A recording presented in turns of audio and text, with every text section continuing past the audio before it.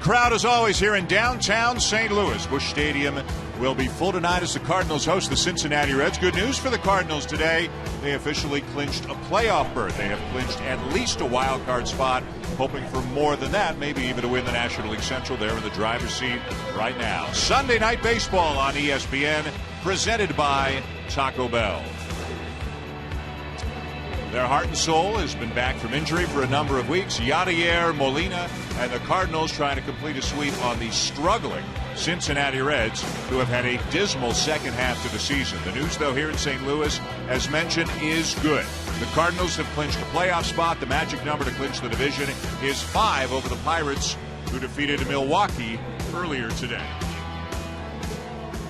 Hi, everybody. Welcome to Busch Stadium. Dan Schulman, John Kruk, Kurt Schilling. Glad you're with us for Sunday Night Baseball. For the St. Louis Cardinals, there's a lot of good pitching. Adam Wainwright's 1 win away from 20, but the number 2 guy in the rotation, all he does is win, and nobody ever talks about him. You're going to change that tonight? Well, Dan, Zach Greinke, Max Scherzer, Lance Lynn, the only 3 guys in the big leagues who have won 15 games over the last 3 years, or each year over the last 3 years. This is a guy who I think pitches with a little bit of a chip on his shoulder because he hasn't gotten the notoriety that he probably deserves. And for you young pitchers out there tonight, only Bartolo Colon throws more fastballs as a percentage of his pitches than Lance Lynn. You're going to look, and the reason you're going to see it, that is, you're going to see 5 or 6 different pitches out of his fastball. He turns it into multiple pitches, and you're going to see that all game long. Last year, what we saw all season long from the Cardinals was a team that scored a ton of runs. Hit after hit after hit with runners in scoring position. It's been a struggle this year for them offensively, but the biggest bat in their lineup may be heating up at the right time. Yeah, some poor performance and some injuries to this offense, and that's why it hasn't been that good. But the one constant is Matt Holliday. This guy has been unbelievable, Dan. His last 57 games, he's hit 13 home runs.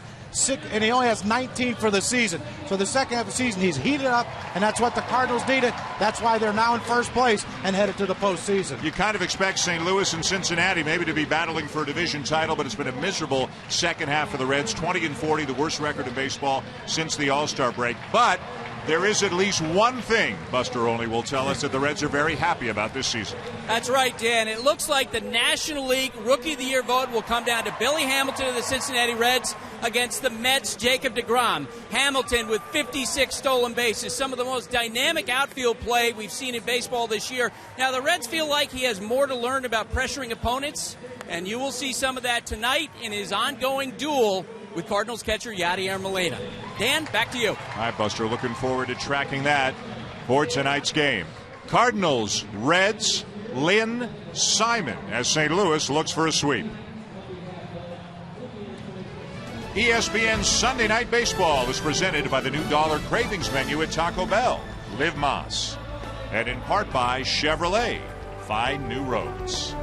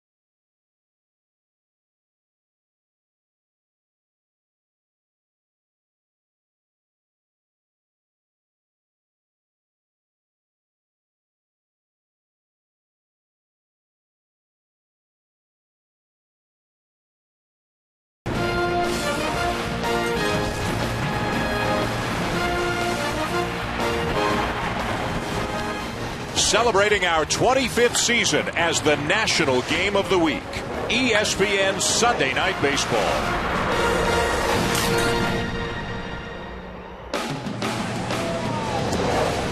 Welcome back to St. Louis, where the playoff-bound Cardinals have taken the field for the top of the first. Their opponents tonight, the Cincinnati Reds.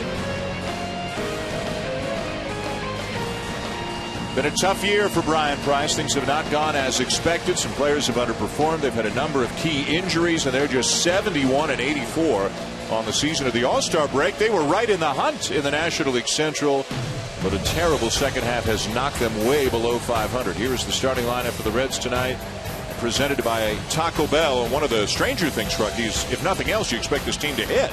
Yeah, you expected him to hit with Votto out, though, but I think that looking forward to 2015, Frazier, Mesoraco, both have had outstanding seasons, especially power-wise. Todd Frazier, career-high 26 home runs.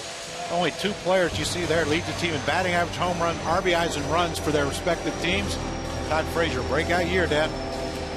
And on the mound, as we mentioned off the top of the show, for the St. Louis Cardinals, 6'5", 240-pound right-hander, Lance Lynn, who is having another terrific year. He's got a 2.68 ERA on the season. As you can see, that is sixth best in the National League. And in the last 2.5 months or so, Shilly's been even better than that. Yeah, in the last 2.5 months, you're looking at a Clayton Kershaw-like ERA, 1.89.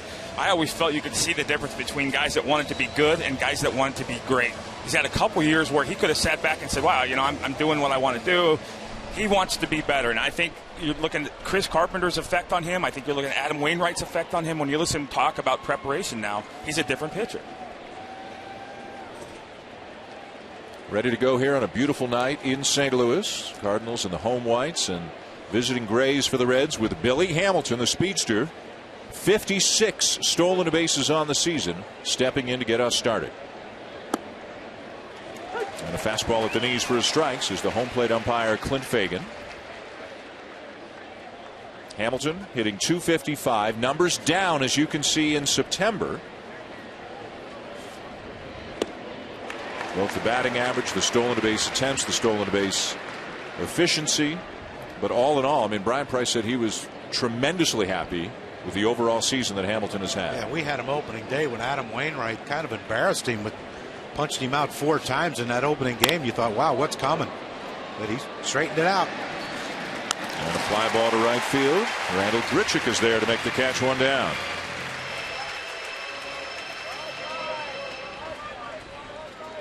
See some of the Cardinals tonight. You see this more from this team. The very old style socks that we see tonight on Jay in center field, Grichuk in right field, Descalso at third base. Oof.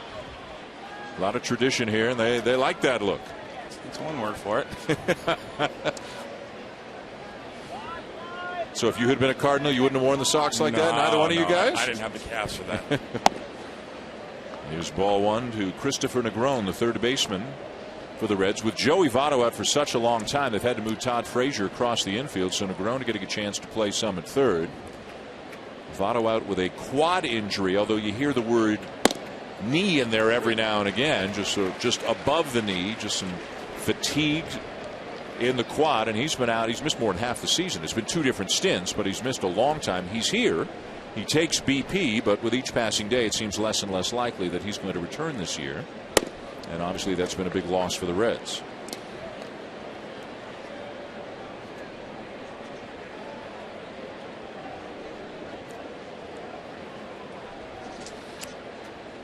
That's across the street at the recently built Ballpark Village, just beyond the left field fence. Pretty good view of the game here. This is before the game. Joey Votto, the former MVP, again taking swings and looking pretty good, but running the bases. Brian Price, there's been some discussion, and we talked about this at our meeting this morning. There's been little allegations here and there in the local media. Well, how hurt is he, and why hasn't he come back? And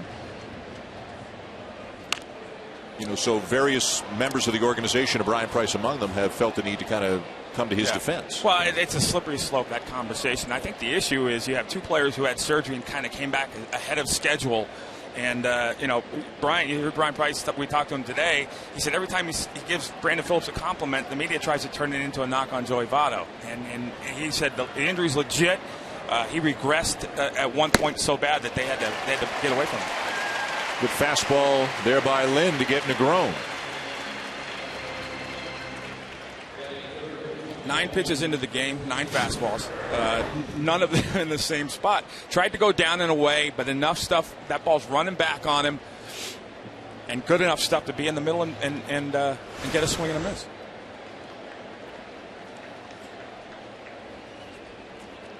Two down, and here's Frazier. Rips it foul down the left field line. Frazier 5th in the National League with 26 home runs. He's also stolen 20 bases. Driven in 75 on the season, but has not had a lot of success against Lance Lynn.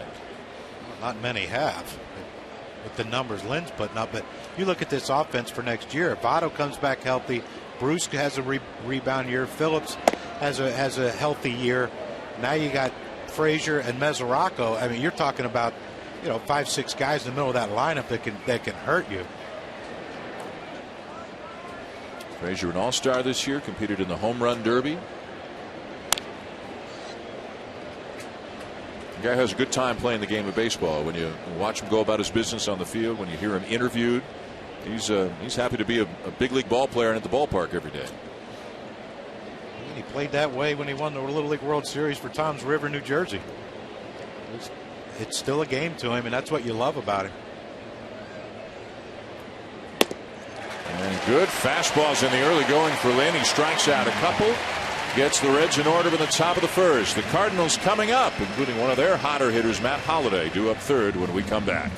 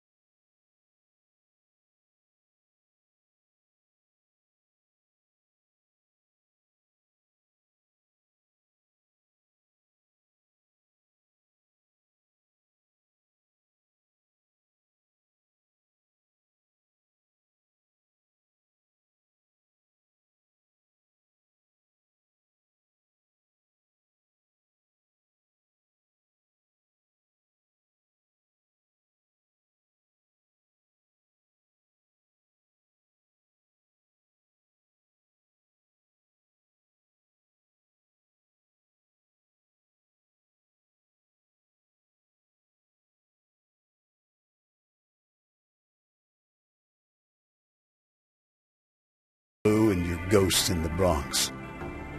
I want history. That team under the arch has a lot of it. From greatness that was dizzying, to Hornsby and the Man, to intimidation personified by a machine. They have quite a past in St. Louis, and a baseball city that rivals all others. I'll take that every time. And the Cardinals will be a part of October. They have clinched a playoff spot, clinched a wild card spot at least with the Milwaukee loss earlier today. 3 up in the National League Central, hoping to inch close to another division title. Mike Matheny, though, does have a couple of issues, and one of them is that there's a flu bug going around in the Cardinal clubhouse right now, so his lineup for the second game in a row looks a little bit different than he hopes it will look when they get to the postseason. The Cardinals lineup is presented by Taco Bell. Matt Adams, Matt Carpenter, both victims of the flu bug right now. That was A.J. Przinsky, who is not in the lineup, but keeping things loose in the Cardinal dugout. Well, that's the Cardinal way. He fits right in. Always good to see A.J. Here's John Jay leading it off. And on the mound tonight for the Reds is Alfredo Simon. His first year as a full-time starter with the majors. Has been a reliever for most of his big league career, but at the age of 33, having his best season.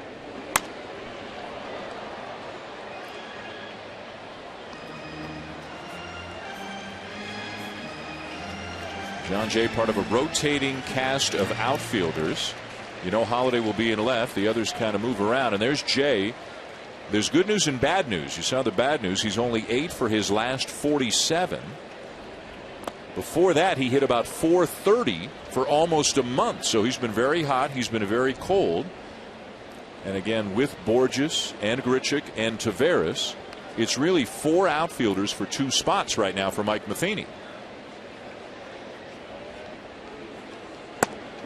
Takes it inside, ball 3. And to me, that would be a concern going into a 5-game series, because John Jay can be as hot as anyone, but he can also be as cold as anyone. You remember last year in the World Series, it was pretty chilly for John Jay and pretty much the rest of the Cardinals offense. But Mike Matheny's going to have to mix and match and figure out which one's hot and not. Zach Cozart makes the play to retire Jay for out number 1.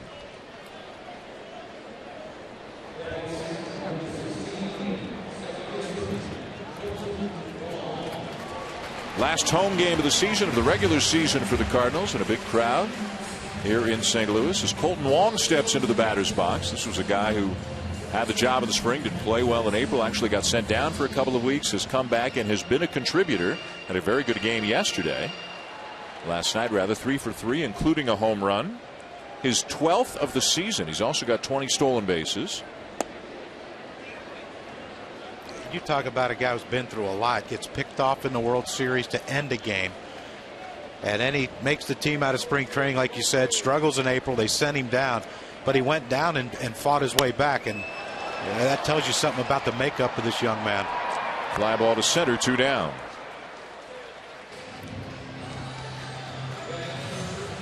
Two up, 2 down for the Cardinals here in the bottom of the first, and that'll bring up the guy, Crucky, you were talking about in the open, Matt Holliday, who has had a big second half.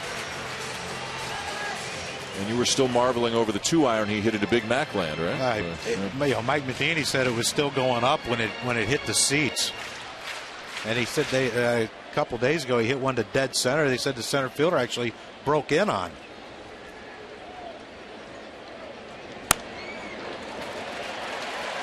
Drops it into center, a base hit. Raw strength right there. And that's the issue you have with pitching to a guy like Matt Holliday. If you throw something out over the plate, he's liable to take a pitcher's head off with it. But you jam him and you think you made a great pitch, and there it is, in off the plate. And he's so powerful. Yep. I mean, look at that 2-seamer just running in on his knuckles, but so strong he gets it out into the outfield. Look. Yeah. I mean, what's the fear of facing someone like him that hits the ball so hard? It's not a fear. I think the thing is that it's changed for him. He's starting to walk a little bit more. He's got 71 walks coming into tonight. When early in his career, he was a swing waiting to happen. So from a postseason perspective, you could always game plan. You knew you were one pitch away from a swing, no matter what the count was. He started to change that. And then in the second half, he's on the 35, 38 home run pace, which is the guy that everybody expected him to be. Here's Johnny Peralta hitting in the cleanup spot tonight. Again, Matt Adams is out of the lineup. Also, Matt Carpenter, who normally leads off, is out of the lineup.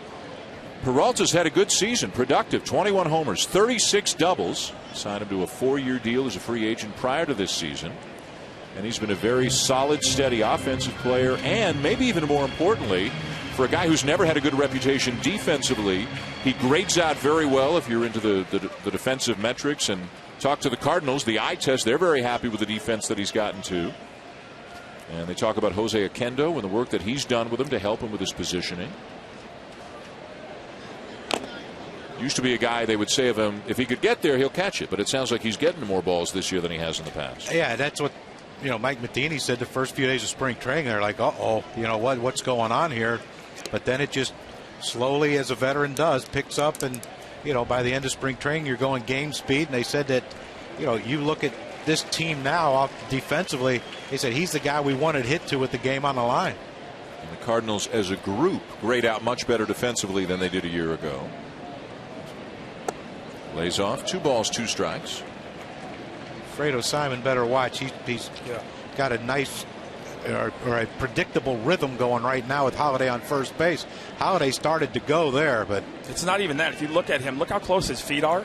It's impossible to be quick to the plate with your feet that close together when you're on the mound. And that's, you got to keep them spread and split and bring that front leg up. Look at that. See, now my problem there is he's going to have to change that with a fast guy on first. I don't want my pitcher to have to change his mechanics. And you remember Greg Maddux, he gave up a ton of stolen bases because he never altered his delivery. So full count, 2 down, and now Holiday will be on the move. And Frazier's still going to hold him on, Crucky. Interesting move, but Johnny Peralta is a pull hitter. Basically a pull hitter. And I don't think they're thinking he's going to shoot one the other way.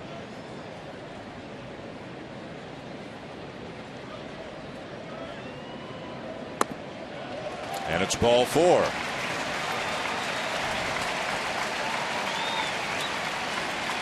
So 2 on, 2 out for Yadier Molina.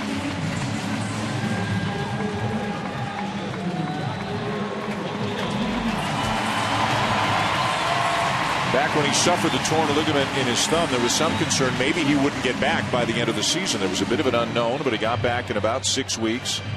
Has not really been driving the ball. He has not hit a home run since he's come back in 79 at bats. But Schill, from a pitcher's perspective, what does it mean to have him back? Well, you know what? I could care less what his offensive numbers are. This guy is a premier defensive catcher. Not just obviously physically, but when you talk to Mike Matheny as a pitcher, all the things that he said about Yadier, I love. How into the game he is. He runs his pitching. It's his pitching staff. And it's like having another coach or a manager on the field. And when you know, having Jason Varitek for a couple years, I got to see what that was like. It's a game changer. First pitch swinging, fly ball into shallow right field, and Jay Bruce is in to make the catch and end the inning. The Cardinals leave a couple of men on. We're at the end of 1. No score here at Busch.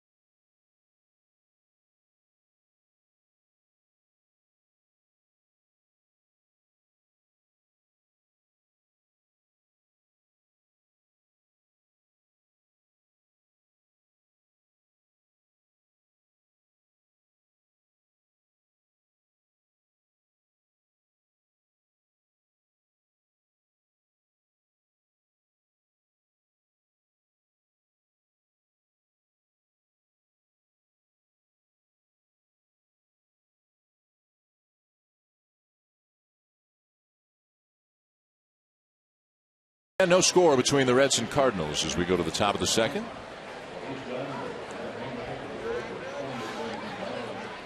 And Devin Mesoraco steps in. Cleanup hitter tonight for the Reds. Their catcher hitting .278, 23 home runs, and 74 runs driven in on the season. He's had a terrific year. As he goes after the first pitch. Fly ball to right center field, and Jay is there. 1 pitch, 1 out. So Lance Lynn is off to a good start, and Lance Lynn is in some pretty good company. Take a look at the National League leaders in wins over the last 3 years. Adam Wainwright, no surprise to see him on this list. Clayton Kershaw, no surprise to see him on this list. Who's third? Lance Lynn, who has won 48 games and counting over the last 3 seasons.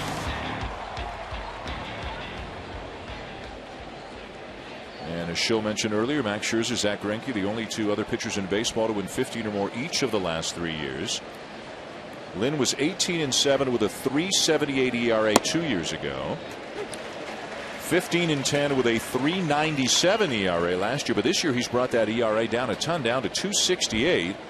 And Schill, it sure feels like he is locked in as the number 2 starter on the staff right now. If we were playing a game and you mentioned those 3 pitchers' names, they would have been.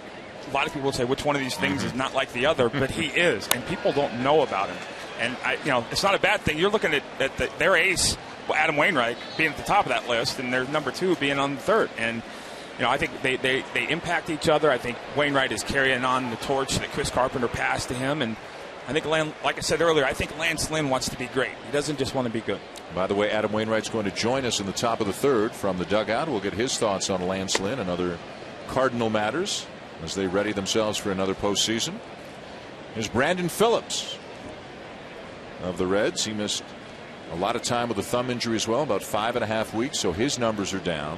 Many reasons why the Reds played so poorly in the second half. Votto's absence, Phillips' absence, Homer Bailey's absence. And just when we were talking about how good of a season Peralta's been given credit for defensively, he boots one.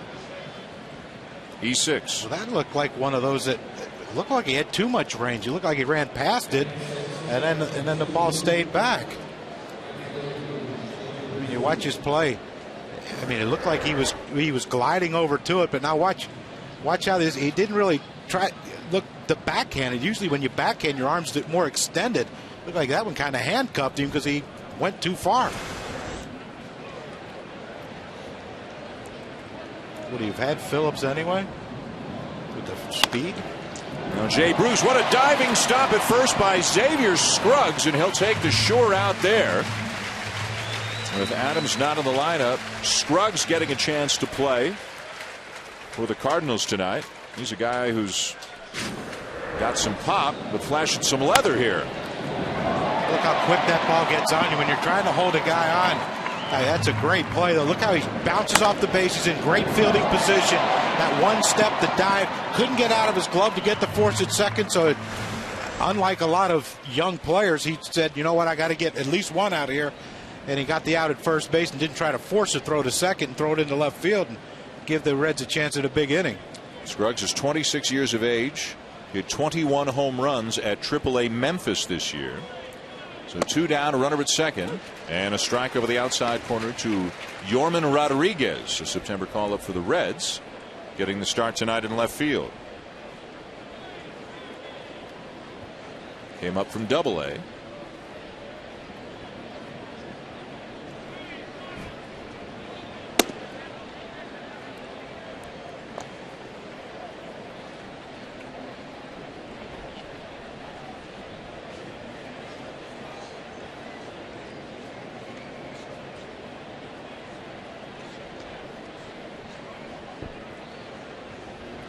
One and a fastball right over the outside edge again. As we talked about earlier, throws a four-seamer, throws a sinker, throws a cutter, throws every kind of fastball imaginable, and Chili's painting early. 22 pitches, he's thrown 1 breaking ball. The ball Phillips put in play.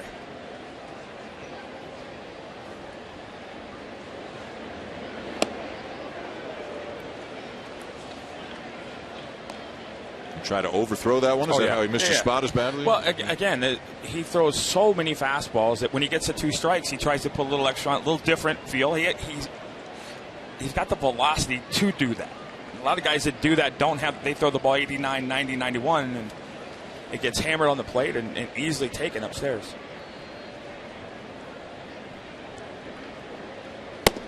Got him. Bell-tie fastball, third strikeout of the night for Lance Lynn, who's brought some good stuff to the table here tonight against the Reds. The only base runners reached on an error. No score through an inning and a half here in St. Louis.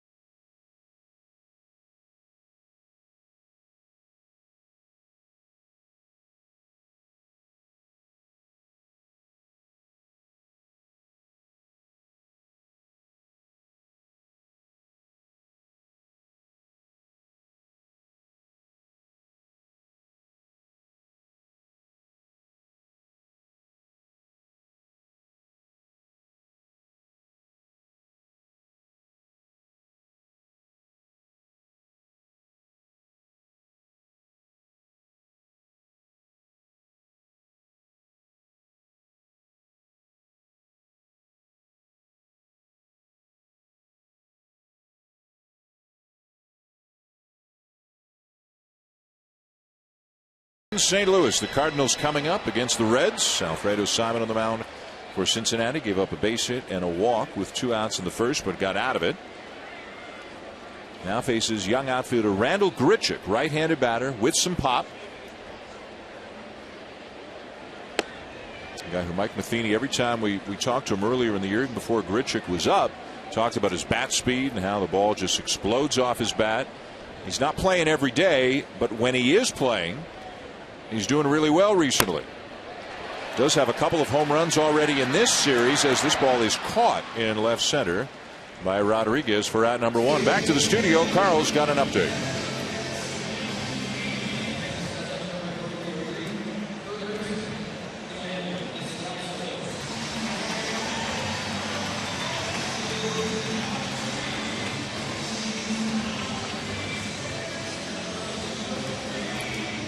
So with the win, the Pirates, guys, thank you. They're within 3 of the Cardinals. That game with the Brewers loss clinched a playoff spot for St. Louis. Their magic number to win the division is 5. San Francisco struggling. They lost again to San Diego. Giants are really scuffling right now. Angel Pagan's out again. So the Giants and Pirates are tied for the wild card lead, if you will. The Brewers are 4.5 back. So what would be at stake between the Giants and Pirates, assuming they both make it, and if neither wins their division, is who would be the home team for the wild card game. You remember what happened last year in the wild card game in Pittsburgh? That crowd seemed to get to Johnny Cueto a little bit. Well, whether the game's in Pittsburgh or San Francisco, if it's in one of those 2 spots, it's going to be loud. Either way, yeah, it's going to be loud. And we're going to be there. And we're going to be there. We'll have the National League wild card game for you here on ESPN. Also, all kinds of Major League action coming your way this week. Doubleheaders Tuesday and Wednesday. The early game Tuesday, the Orioles and Yankees. We'll have a couple of Giants-Dodgers games for you One Tuesday, one Wednesday, and the Royals and the Indians playing Wednesday night. Kansas City got an absolute must-win today after losing the first two of the series to Detroit. So the Royals are still right in the hunt, and don't sleep on the Indians. They're not that far out right now. By the way, the Giants-Dodgers pitching matchups, as of now, it's Bumgarner and Greinke Tuesday, Hudson and Kershaw Wednesday. Descalso grounds out 2 down.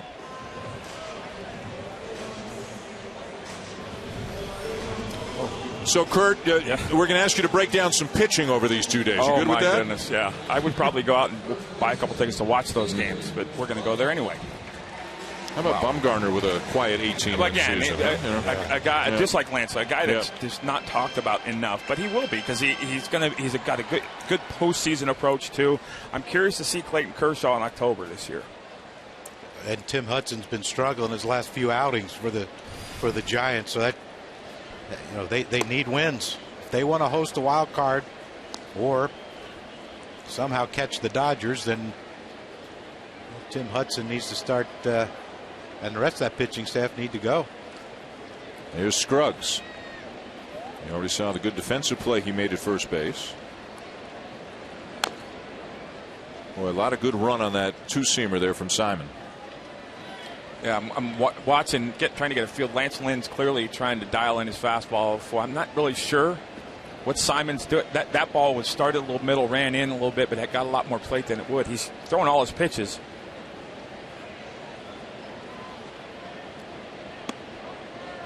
And a breaking ball in for a strike.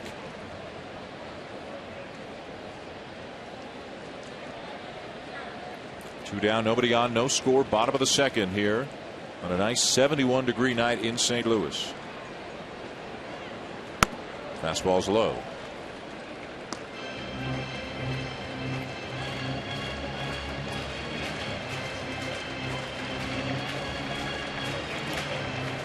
Red everywhere here at Busch Stadium.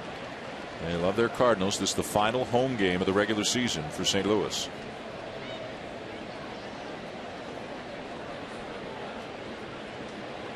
Got him.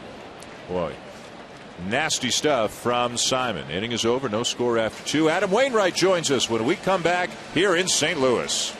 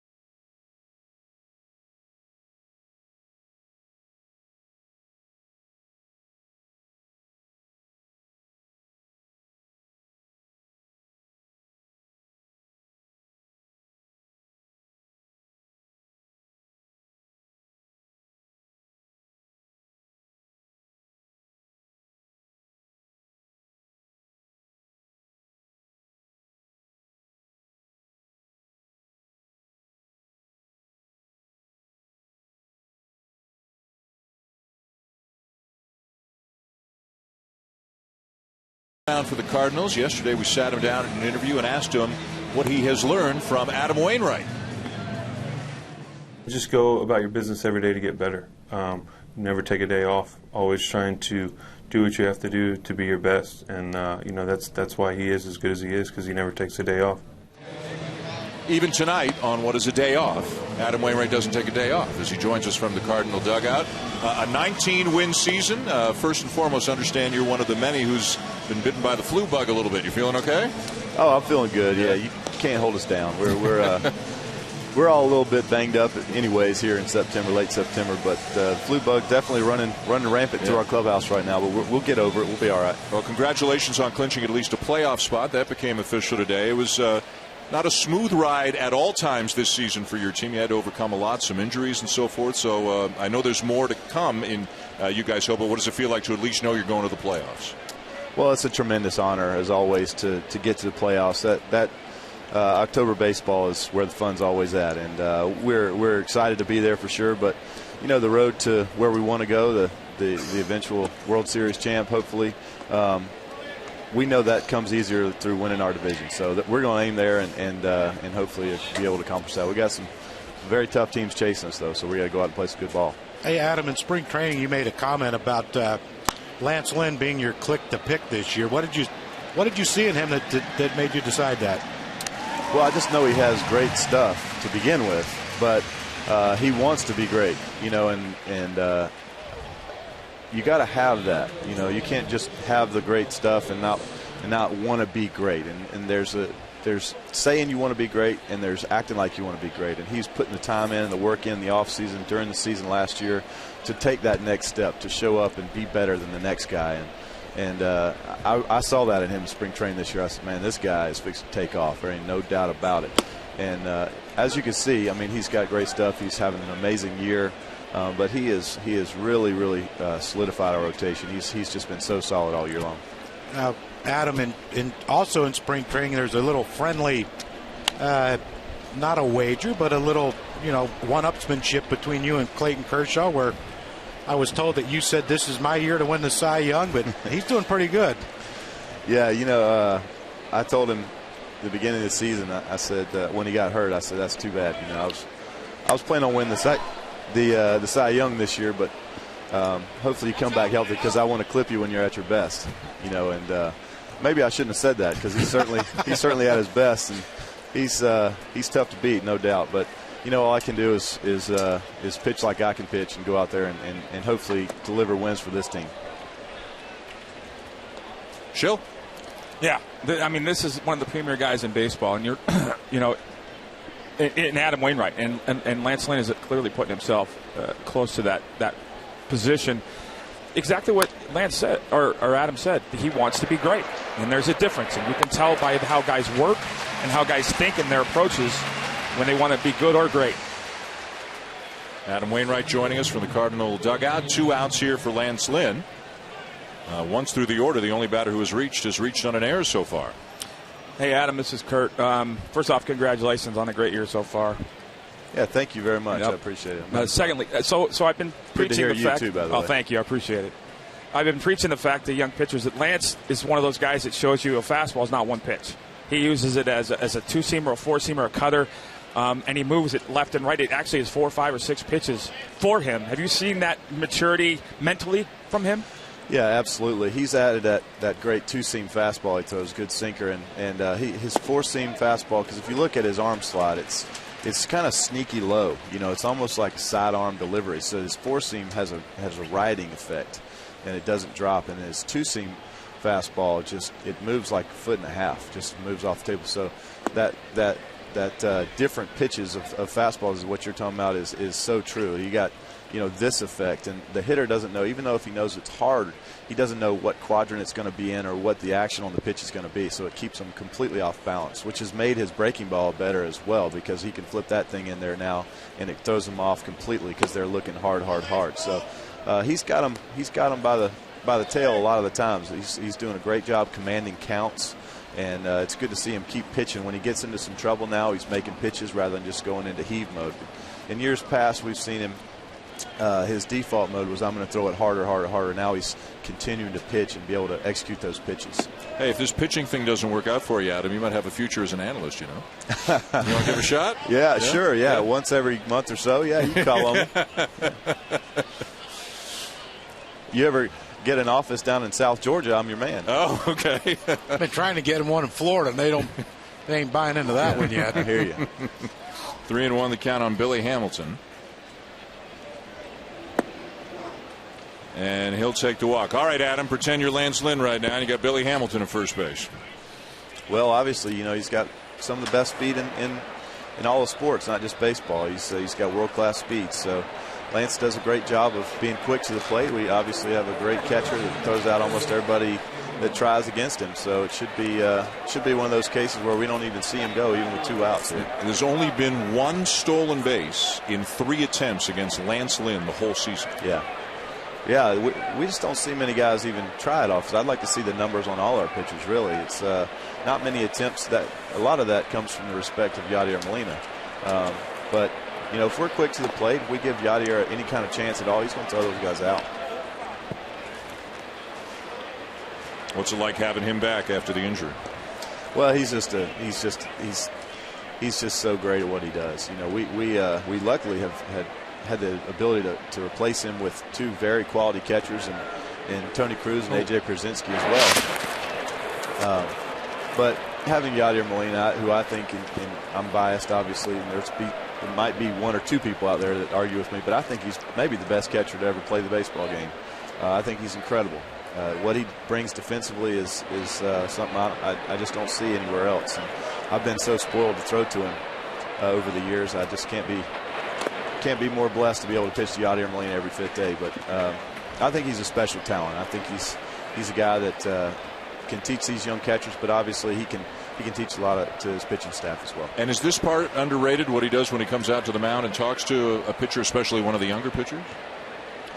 Yeah, well, he knows when to go out there, and even if he doesn't say much, he gives you a breather, he gives you a break, and gets you back into your plan. So Lance knows what he's doing out there. He's a guy that knows when to take a spot around the mound. Take a couple steps here, a couple steps there, tie the shoe, or whatever you got to do to kind of reset yourself. But Yadier, if we don't do that, Yadier is always on alert to do that. Well, Adam, tomorrow you go for win number 20 up at Wrigley Field in Chicago. Good luck to you, and good luck in October as well. Yeah, thank you very much right now. Thank you. Adam Wainwright of the Cardinals, who have clinched at least a wild card spot. They are headed back to the postseason. Meanwhile, here, no score, top third, 2 outs. Wow. Hamilton at first. He's going on 3-0, and it's ball 4 as Negron draws the walk. Wow. So do you attribute, Kurt, part of that walk just to the threat at first base? I think, well, he's quick to the plate, but and I think that's why Yadier went out there to tell him, listen, I got the runner. Don't worry about the runner. You just make your pitches, because he's thrown, 8 balls in the last 9 pitches, rushing things a little bit. But Hamilton had an enormous lead on a couple pitches ago, and that right there, I was expecting a couple throwovers. But once again, the proof is, for me, I always try to take the blame off the catchers. You steal off the pitcher. And I think Billy Hamilton's statistics show you that he's stolen bases this year on pure speed. He caught stealing 23 times. He's not a guy that's doing, I think, the advanced work that Jacoby Ellsbury does, or guys, I think Frazier on this team. These guys have some guys that don't get thrown out. So Hamilton at second, Negron at first after back-to-back walks, 2 outs for Frazier. And he was up there looking for a first pitch fastball, Crucky. He got it, but he couldn't get to it. Well, yeah, and that's the thing. You're going to get a fastball from Lance Lynn, and after walking Hamilton and Negron, you think, okay, he's going to try to just get ahead because he doesn't want to walk me to load the bases for Mesoraco. You try to jump him early. I don't blame Todd Frazier for swinging at that one.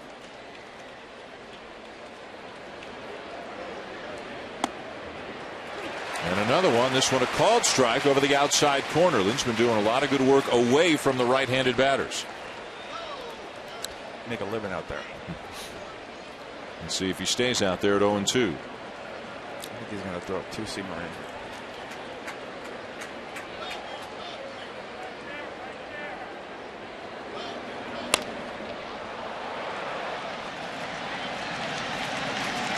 Room for Holiday to end the inning. 2 walks, shaking his head as he comes off, but he stranded him.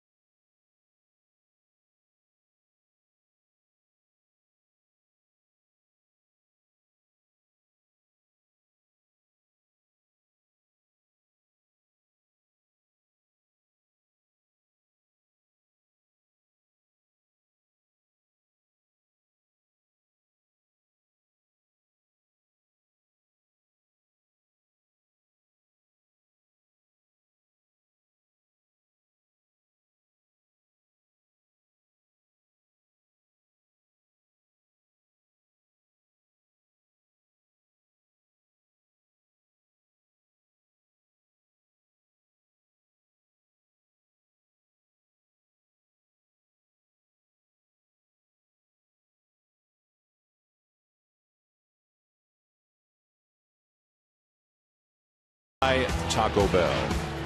Bottom of the third, Reds and Cardinals. No score here in St. Louis. Dan Schulman, John Kruk, Kurt Schilling, Buster Olney.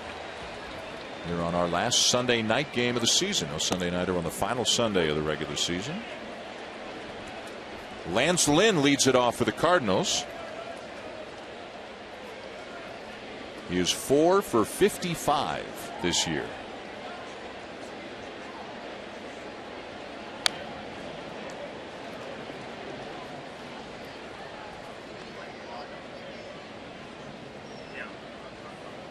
Gotta love it. He looked to see if he broke his bat and said, the heck with it. 4 for 55. What difference does it make? Best athlete in the field. As you can tell by that swing. Checking it again. I remember when he came up, he couldn't hit at all. And then all of a sudden he started that bail and shoot at the right field. One day in San Francisco, he hit a one-hopper to Willie McGee. And he tried to get him out of first and hit him right in the head. Ball bounced into the seats. Beautiful. I know your skills. He's fouling off some tough pitches. Yeah, that was horrid. He's working the game. Trying to get the pitch count up. It looked so much worse than that so many times. I never had a problem with the hard throwers. My trouble was always the slow guys, the Charlie Leibrands, the changeup guys. Because you were cheating on the fastball? Well, I had to cheat on the fastball. I had to start swinging about right now. If I'm facing Simon, I'm starting my swing about right now, and I'm still hitting the ball down the right field line. Right there he would start. As soon as the pitcher moved. Whoops. Curveball, strike 3 called. That's a pit. Ugh. But as much as he's struggled with the bat, he's been great on the mound. He has. And then we talked about the multiple fastballs. You're looking at a 4-seam fastball he throws right now. The big thing and the big difference between a 4-seamer and a 2-seamer is velocity. A 4-seamer you can throw 2 to 3 to 4 miles an hour harder. 2-seamer you got downward action. It's heavy. The thing I love about it is that fastballs build arm strength. He's still strong in September. And here's the 4-seam. The key for the 4-seam is putting the end of these, your last 2 knuckles on the seam, so when you finish, you pull. He's almost got, if you see the arm angle, he's almost got a John Papelbon release point. He doesn't have to, guys swinging it like he's throwing the ball 5 miles an hour harder than he actually is. It was interesting. Mike Matheny was talking before the game about sometimes the 4-seamer at 95, he can ride the ball up in the zone and get strikeouts, and sometimes he'll throw the 2-seamer down and get ground balls. And we asked him, well, what's his identity? And he said it depends on the night. One night he could be a 4-seam strikeout guy. One night he could be a 2-seam ground-out guy. And the huge thing about that is that they're both fastballs. So mechanically, there's no, short your stride or do whatever you got to do. It's a power sinker too. That 2-seamer is a power pitch. He could be a sinker ball pitcher and win. Back to the top of the Cardinal lineup for John Jay, who grounded out his first time up. Fights it off to left field. It's going to drop for a base hit. And on his way to second with a double is Jay.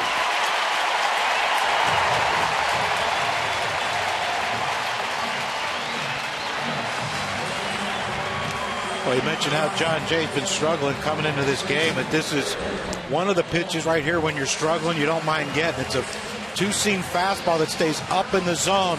And the only thing you have to do is put the barrel on it. John Jay's a guy who hits the ball the other way very well.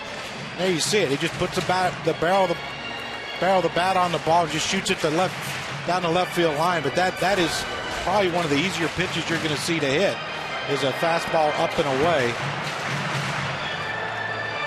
Now, this is an interesting situation right here because Holden Wong, you're focusing on getting this guy because of who's on deck. Because if you're going to face Matt Holliday, this is how and when you would like to face him. 2 outs and a runner on second. Wong with a fly ball to center, trying to bunt his way aboard, pulls it up the first baseline and beats it out. And right away, Todd Frazier says to Brian Price, come on out, you got to review this one.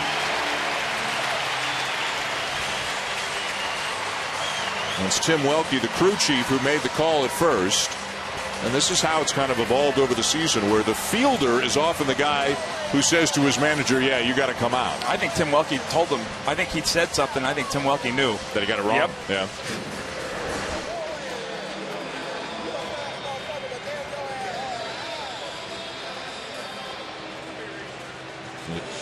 He's out. Yep, he's out. And that's the thing with the first baseman. You know when the ball hits your glove, you can feel when the runner's foot hits the base. Todd Frazier playing umpire. And that's a problem with a bunt down the first baseline like that. When you have to hold as a first baseman, you can't stretch toward where the throw's coming from because you have to square up to the pitcher for that one and give him a good target. And it's an incredibly hard play to defend as a pitcher because you saw how he picked it up. He had to stop and stand up straight and then step in. He couldn't step in straight. He had to flip it. The crowd is oohing and eyeing here, but they're showing it on the board. They're a bit partisan. They showed it. It sure looks like he's out. Glove and Wong's foot still about 2 or 3 inches off from hitting first base. This one shouldn't take too long, you wouldn't think. Well, you would hope not.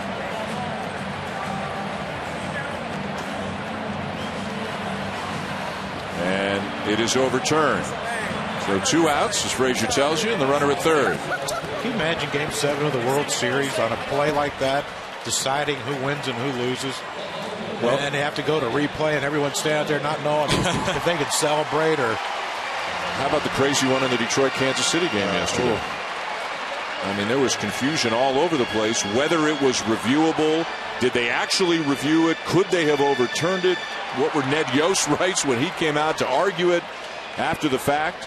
I mean, ultimately, they got it right, but as Matt Holliday steps in, it wasn't really a reviewable play, but then they were showing it on the scoreboard so you could see that Perez never got back to third and should have been called out. And that's what they ultimately decided. But again, it's another one of those unusual plays, and there appeared to be a little confusion, a little gray area in there as the process was unfolding. That's where Matt Holliday has to make a determination really early. Are we going to pitch to him or are we going to pitch around him?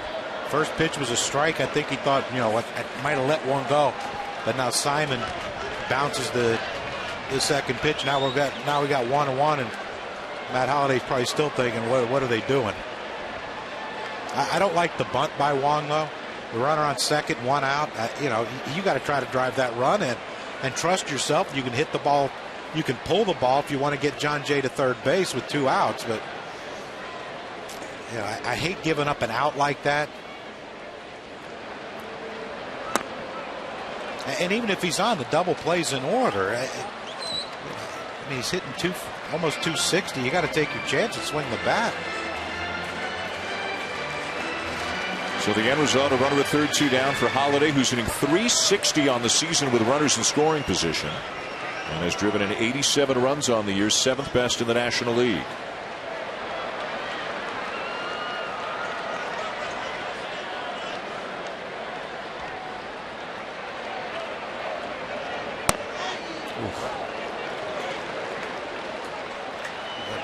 Look at the velocity, Simon. Now, well, this could be the game. When you talk about pitchers going to the well, that's exactly what's happening right here. This is a high leverage, high stress inning. He's thrown 3 of his best fastballs, velocity wise, in the last 3 pitches.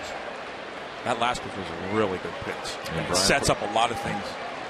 Brian Price was telling us the stuff's as good now as it was back at the beginning of the season. First year as a full-time starter in the majors, was throwing as well now as he did early. 96 again. That's the pitch you can't throw, though. He got away with one. Because location? Yeah, middle down a little bit, but you just got to stay out of the middle with Matt. Oh, well, just enough downward movement to get him to top it and hit it foul. If that was a 4-seamer, that Negron at third base could have got might have been ducking.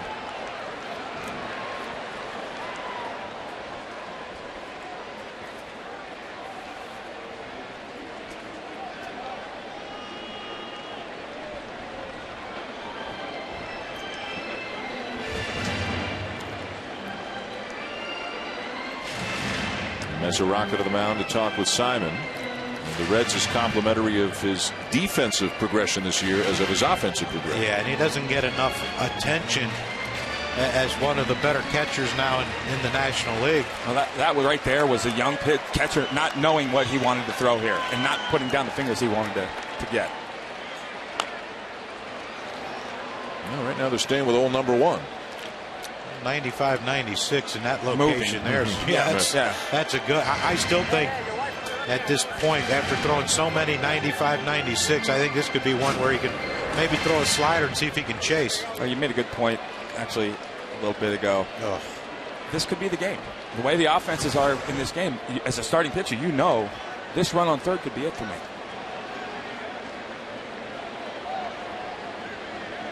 Shakes him off 3 times, a 4th time.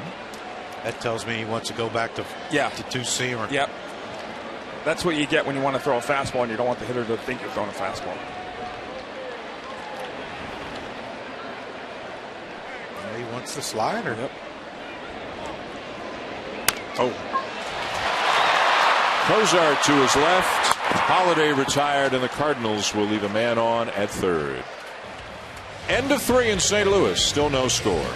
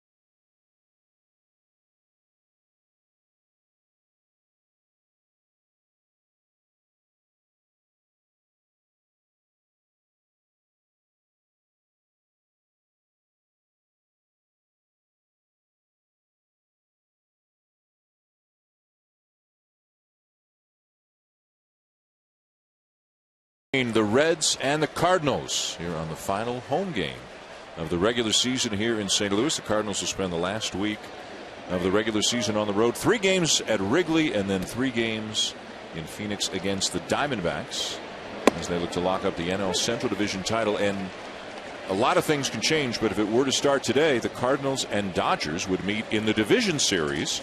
The Nationals right now have the best record in the NL, so they would play the winner of the wild card game, which as of now would be either the Giants or the Pirates.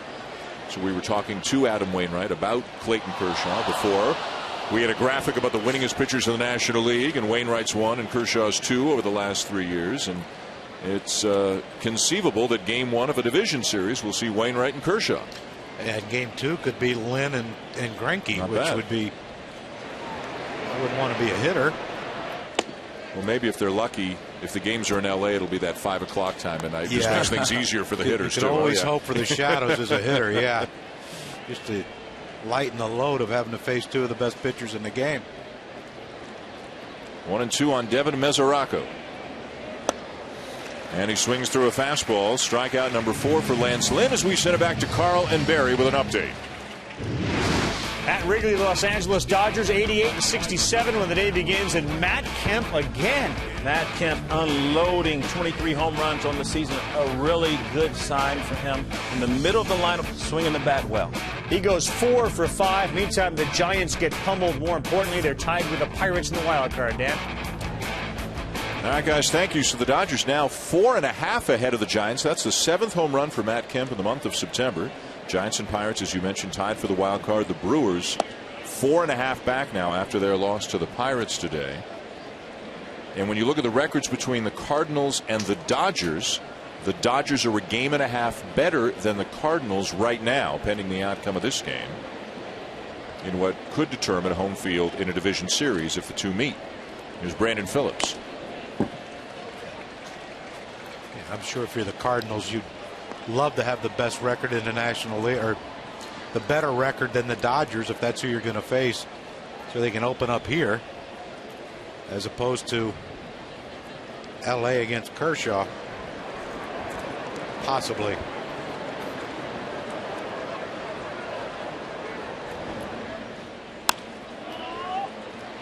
Phillips skies one to shallow right center. Who wants it? It'll be Jay taking charge from center.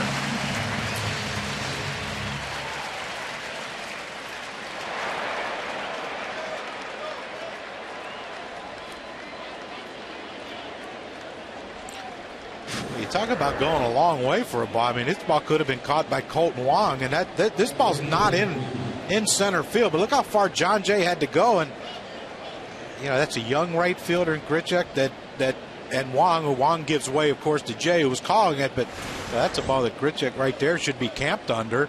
If John Jay could run that far forward, certainly he could have run where he was located in right field and got that ball a lot easier than Jay did. But that's a young player near the end of the season in September who's afraid to make a mistake. Now Jay Bruce, who's had a tough season, rockets one to right field and out of here for his 17th home run of the season as the Reds take a 1-0 lead.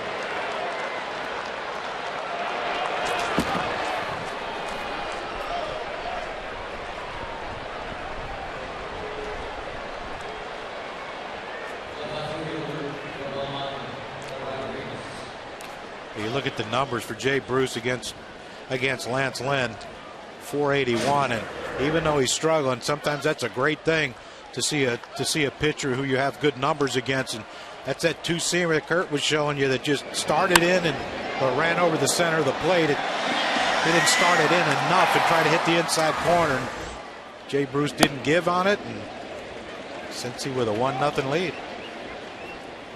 It's only the 10th home run allowed all season by Lynn. The only pitcher in the National League the only starter who allows home runs is less often than Lynn is Adam Wainwright. 10 home runs allowed by Lynn in 195 1/3 innings.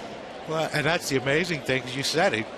80% of his pitches are fastballs. You think more guys would be able to hit home runs, but movement in the 4 quadrants, like Wainwright talked about, it's hard to get it centered up.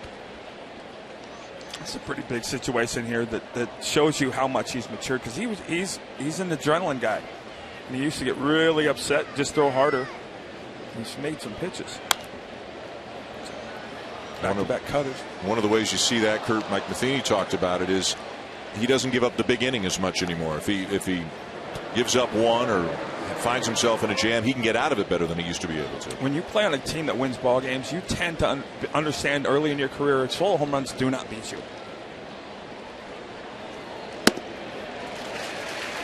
He's upset, but he records another strikeout, his 5th. Upset because he left one up and out over the middle of the plate for Jay Bruce. And Bruce hit a rocket out to right, going to the bottom of the 4th to the bush. Reds 1, Cardinals 0.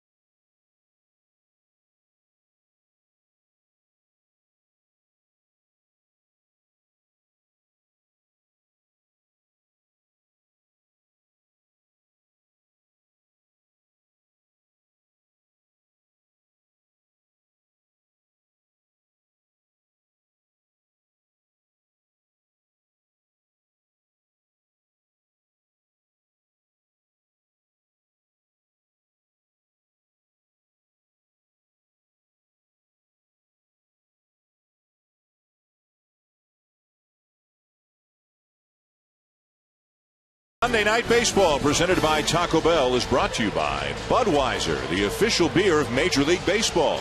Here's to Budweiser, here's to baseball.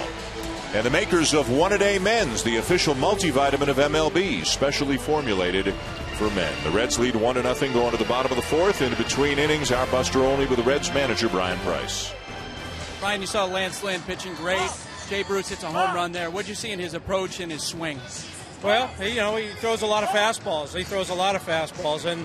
And we've been swinging through a lot of them. Lance Lynn's got that kind of invisible fastball, good velocity and movement, and a lot of swings and misses.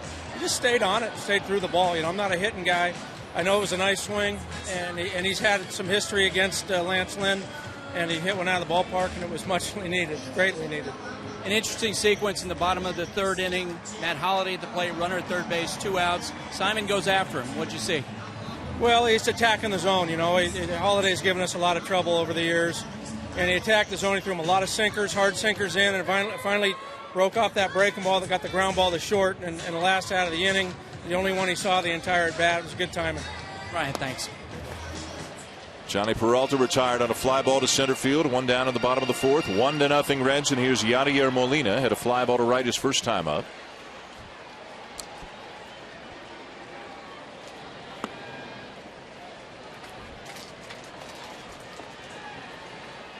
Cardinals winning 2-1 on Friday night, 8-4 last night. They've hit 5 home runs in the first 2 games of this series. A team that has hit only 104 home runs the entire season, which is tied for last, or tied for 14th, if you will, in the National League entering play today.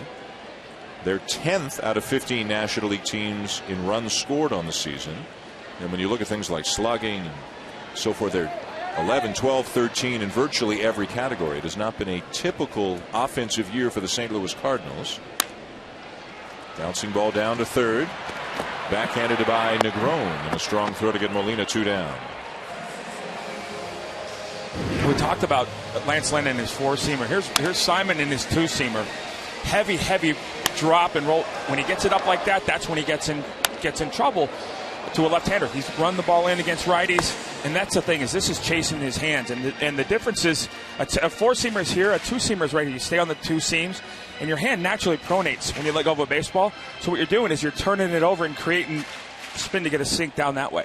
And it's a heavy. Guys throw heavy. They're heavy. It almost feels like a shot put when you catch it. Guys that throw those heavy sinkers. But you hear some guys, you hear that word used more with some guys' sinkers than other. How come 2 pitchers can have a 93-mile-an-hour sinker and one guy throws a heavier ball than the other? Because one guy is spinning it faster than the other guy. Brandon Webb had unbelievable rotation on his sinker, and it was like a shot put. When Kevin Brown was the same way.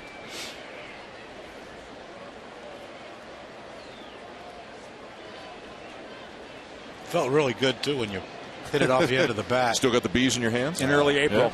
Yeah. What was that? Wow. 57. What was that? That was just like his warm-up pitches. Wainwright doesn't know what it is. Some of the crowd's actually booing a little bit as if there was some intent behind the 57-mile-an-hour pitch up and in.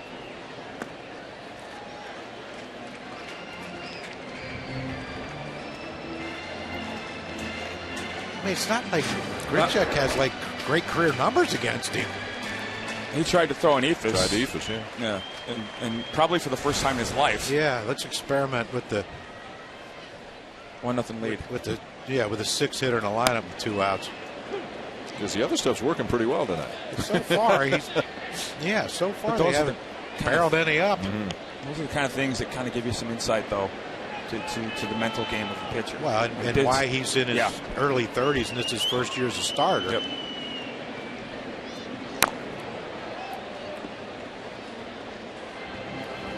I'm pretty sure Mesoraco didn't put that sign down. He said, let's throw this one at 57.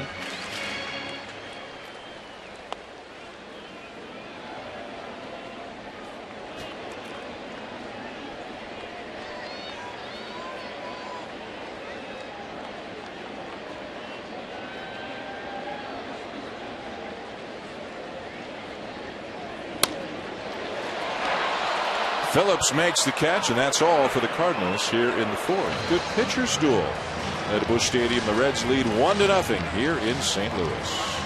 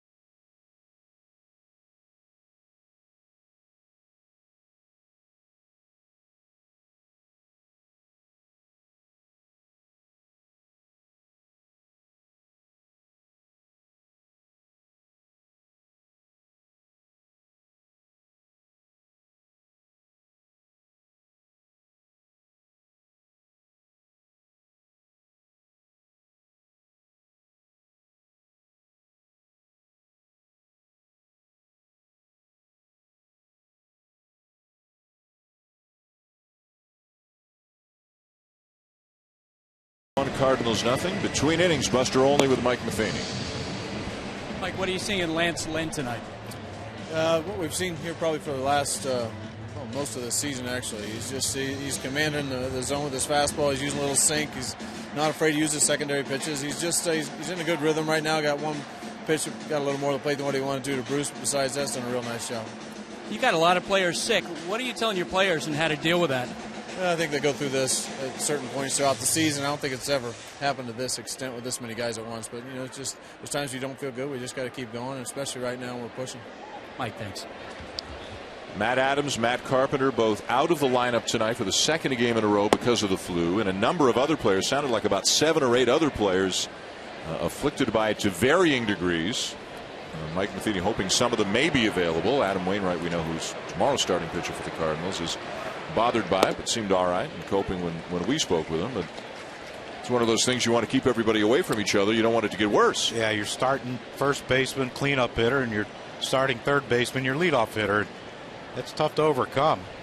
I just remember it happening every year to some degree. Every year on every team I ever played on, there was a period of time when someone got sick, and it was always multiple guys. Not a great time of year for it to happen, although better now than about 10 days from now if you're a Cardinals fan. 1-2 the count on Zach Cozart. The Red shortstop hit a fly ball to left field his first time up.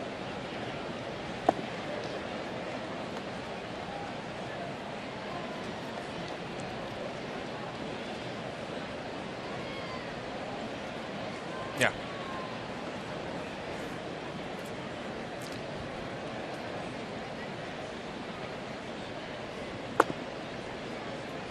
Down and away again with a slider or a cutter there from Lynn, and Cozart wouldn't chase. That's the one that he hasn't been able to command.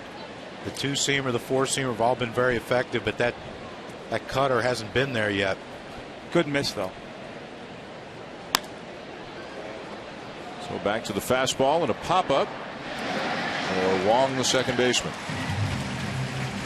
Well, Lance Lynn comes in with 15 wins. The ace of the staff is Adam Wainwright, who will go for win number 20 tomorrow against the Cubs. Shelby Miller, much better lately. John Lackey went through a bit of a dead arm phase, and they gave him a few extra days. He pitched well Friday night against the Reds. 7 1/3, just 1 run. And then maybe the wild card in all this is Michael Wacha, who was so phenomenal last September and October, and a young pitcher, obviously, with an incredibly high ceiling. Coming back from a stress reaction in his shoulder, and went 4 2/3 yesterday, through about, I think, 75, 77 pitches, somewhere in that area.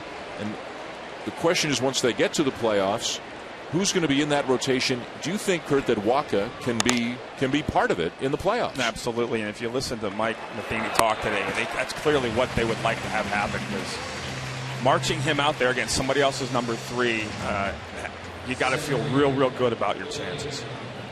So do you think if Wacha's in, does that mean John Lackey is not on the playoff rotation, or does it mean Shelby Miller is not in the rotation? I would get. I don't know. Again, we talk about this, and I talk about it. It's knowing your players. Mm-hmm. I mean, Shelby Miller disappeared last year. We couldn't figure out what was going on, why it was going on. Maybe the same thing happens this year. I don't know. Can it be determined on whether it's pitching at home or on the road? I think some managers with the do young that. Shelby Miller, and maybe Yep. use the experience in Game 4 if they're on the road. That gets back to the players knowing or the managers knowing their players. Let's go down to Buster for more. And guys, there was some concern about 10 days ago about the velocity of John Lackey, but he came back the other day. He pitched much better. I think it really could come down to a choice between Lackey and Wacha. They are intrigued by what Wacha potentially could give them in the bullpen. I talked to Derek Lilliquist, the pitching coach, before the game, and he said they want to see more from Wacha and to see how his command continues to get better. Right, and that changeup is such an important pitch for him, and by all accounts, including his, he's not really been able to get the command of the changeup back. Yeah, and that's if he doesn't have that pitch, he becomes hittable. Well, and the difference too, though, when you're talking about command of a changeup, you're talking about throwing it for a strike or throwing it down in the zone, not in and out, up and down. And it's a field pitch. It's very much a field pitch, and it's for me, guys that had good ones, it was always the last pitch to come when they missed time. Hamilton trying to bunt his way aboard, but pushes it foul. Shelby Miller has worked out of the bullpen. quite often. You wonder if he might be the guy that goes to the bullpen, and both Lackey and Walker 3-4. But when you look at those numbers, why would you put him in the bullpen? That's where managers can make a decision that could affect the series. Yeah, but I still, October is a new season. It's different baseball, and maybe Shelby Miller has a makeup personality wise that, you know, Mike Matheny's going to put him in there because he knows he can answer the bell. I don't know, but it's a different season, and I don't care if you're hot or cold going into the postseason. Everything changes when October 1st. Well, Walker was great last year, as was John Lackey for the Red Sox. And like you said, Shelby Miller was non-existent. Strikeout number 6 for Lance Lynn. It is 1-0 Reds going to the bottom of the 5th here in St. Louis.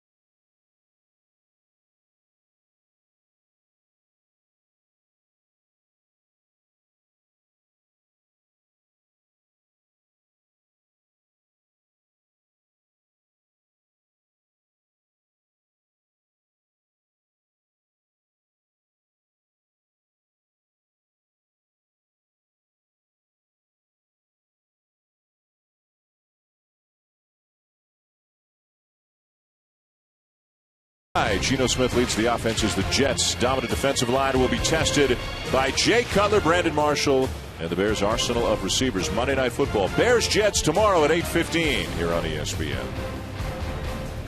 Bottom 5, Reds up 1-0 on the home run by Jay Bruce. And Daniel Descalso leads it off against Alfredo Simon. Hits a high drive to right center. This ball is well struck, and it is off the wall on the fly. And Descalso is getting a chance to play because Carpenter is ill. Starts the inning off with a double.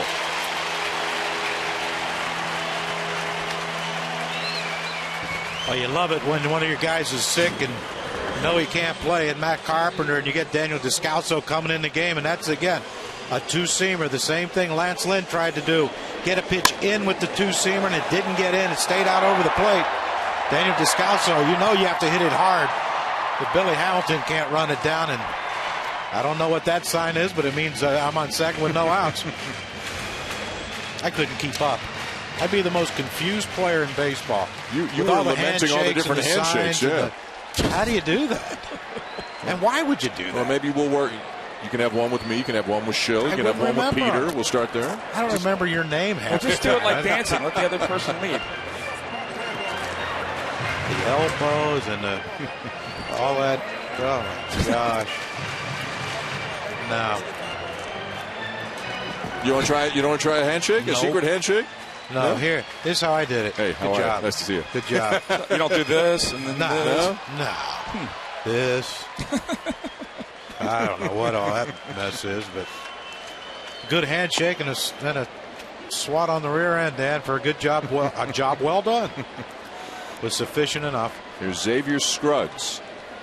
He's hitting in the 8th spot for the Cardinals. So Lance Lynn, the pitcher and a weak hitting pitcher, is on deck. Leadoff man at second. Cardinals down a run.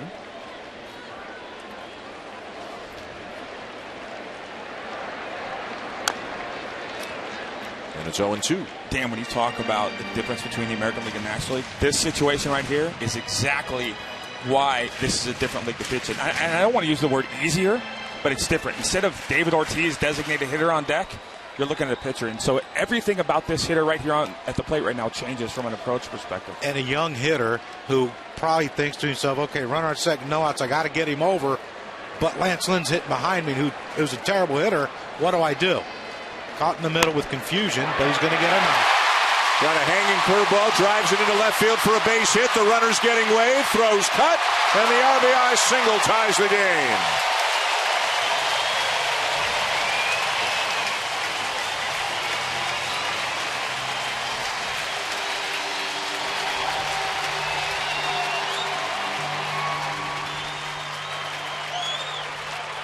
Watch the location of this pitch. He's thrown a couple pitches this inning.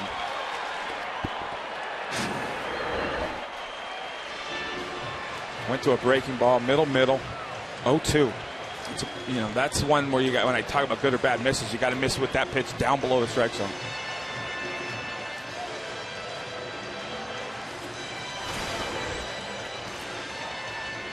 And now a potential issue with Simon.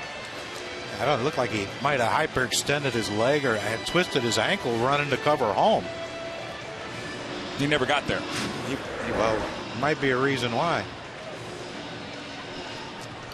A cramp? Is that a cramp? Looked like he turned his ankle a little bit.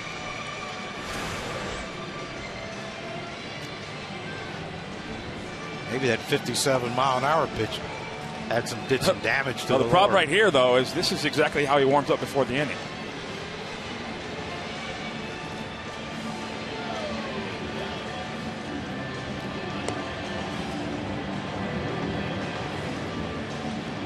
Says he's all right. J.J. Hoover, though, is up in the pen.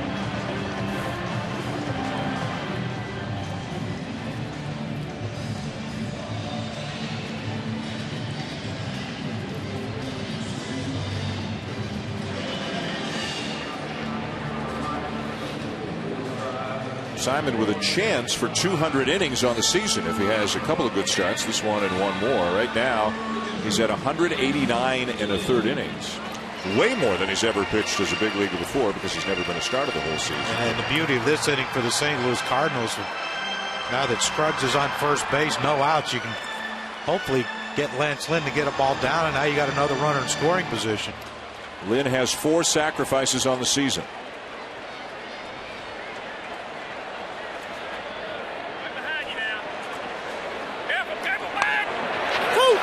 Hits it down, but they'll go to second for the lead runner, and they'll go to first for the double play.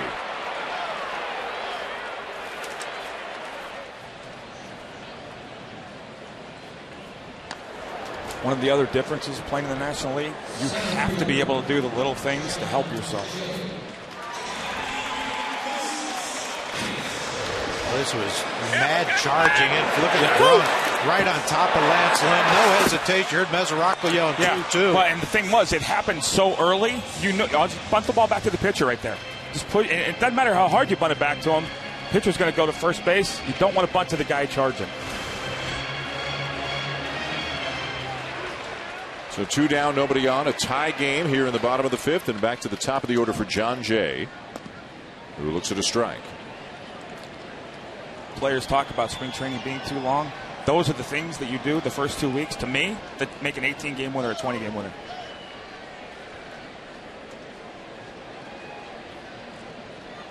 And in October, the little things, the base here, the out there, can make the difference between winning and losing. Every base. Yep. That's the thing. It's not every out or every inning. It's every base and every pitch. And some guys can't play the game that way because it moves too fast.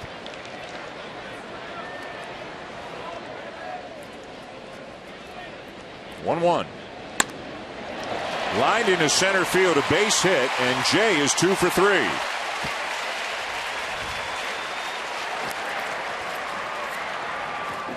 think if I'm John Jay right here, I'm running. That leg injury, cramp or whatever, twisted ankle, whatever Simon has, I'm not too sure he's going to be too willing to fire it over to first base right now.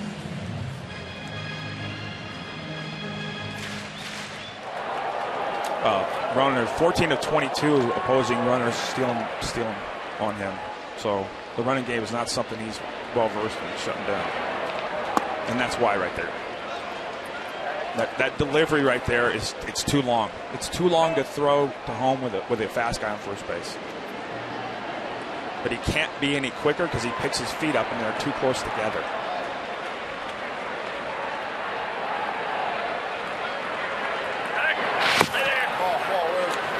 Come on, man. Go over right there and you saw John Jay. But if you're a base runner, this is one of those things. If you're a base runner, watch his feet were a lot wider apart that time because he was throwing over to first base.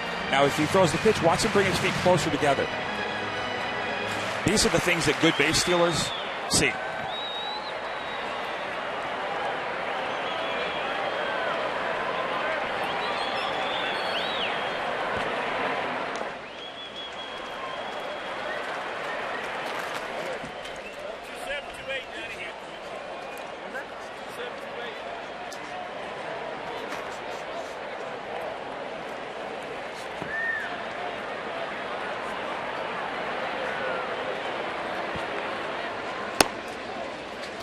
Pitch runs away, ball 3. I always used to try when you're playing with base running. I always used to think left knee and my throwing hand with the ball in it. They both moved at the same time. When you bring your feet closer together, you can't do that because it takes you so long to pick that front leg up and get it out of the way.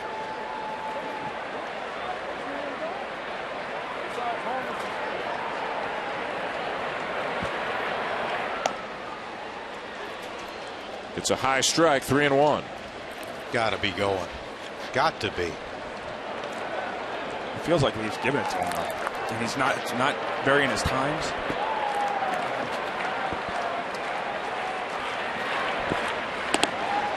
Ball 4. So how critical now when you look back on it is Lynn's inability to just get a bunt down and stay out of a double play. Imagine what this inning might be. Well, it would probably be bases loaded right now with 1 out and Matt Holliday up. But John Jay hit that ball to center pretty hard. Well, and that's the thing, though. You know, as a pitcher, he knew as soon as the next guy got a hit, he knew he cost himself a run. As we mentioned last time, Holliday, one of the best in the National League with the runners in scoring position. He had a runner in scoring position his last at bat, but grounded the ball to short and was retired to end the inning. He's 1 for 2 on the night. High fly ball to right field, but he got underneath it. And it's an easy play for Bruce to end the inning. A run in as Scruggs drives into Scalzo. And at the end of 5, the Cardinals have tied the game here at 1, but Matt Holliday disappointed. He couldn't give him the lead.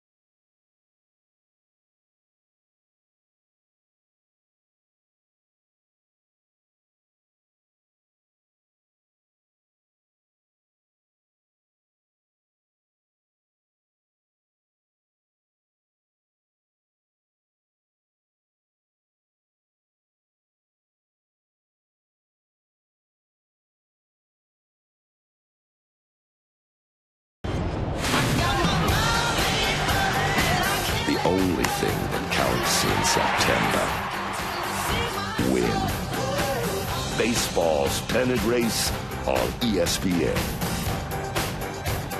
And the Cardinals have been doing their fair share of winning in September. They clinched a playoff spot today with the Brewers' loss to the Pirates, but that means the Pirates moved within 3 of the Cardinals for the lead in the National League Central. St. Louis has clinched at least a wild card spot, but obviously, like every other contender, they want to avoid that one-game wild card playoff. They want to win their division. As Negron fouls back the first pitch of the 6th inning. 1-1 game. There are the latest standings. We mentioned that the Cardinals are going to play the Cubs and the Diamondbacks on the road in their last week of the season. Pittsburgh will go to Atlanta and then finish the season in Cincinnati.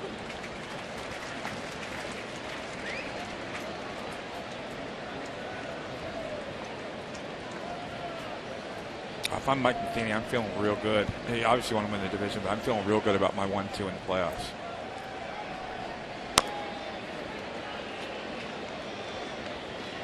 Everything about him, watching him tonight, the little things that people don't notice, watching him tonight, he clearly has matured into a top of the rotation, not just physically, but mentally.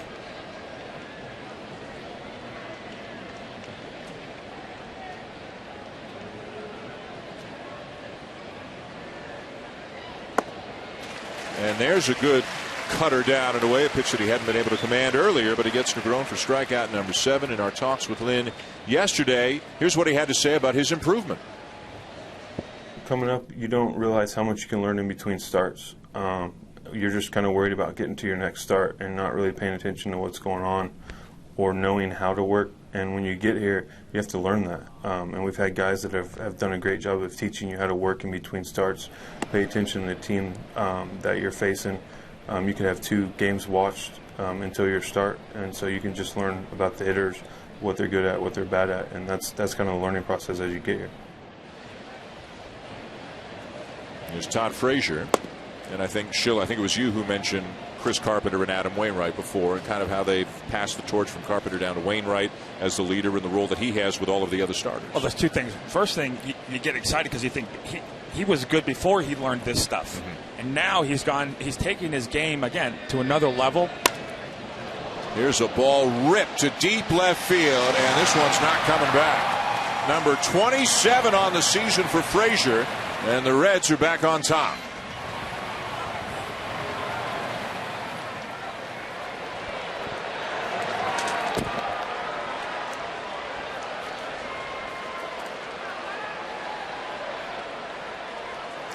As a fastball pitcher, command is everything. If you're going to 2-seamer, 4-seamer, I don't care. You got to stay out of the middle of the plate because most hitters, Crucky, I assume, come up looking fastball every pitch of every at bat. Yeah, and Jay Bruce, Todd Frazier, both of those mislocations, and that one was one. Yadier Molina wanted down and away, and Lance Lynn had too much sink on it, and almost a great catch in the bullpen, but got the ball nonetheless because, well, the only people out there are his teammates.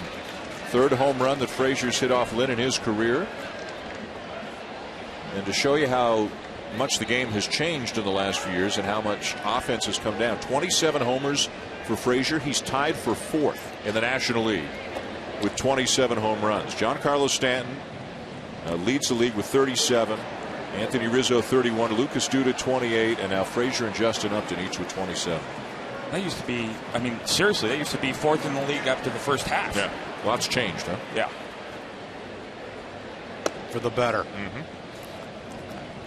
I wouldn't have mind pushing my career back a few years. Mesoraco's 0 for 2.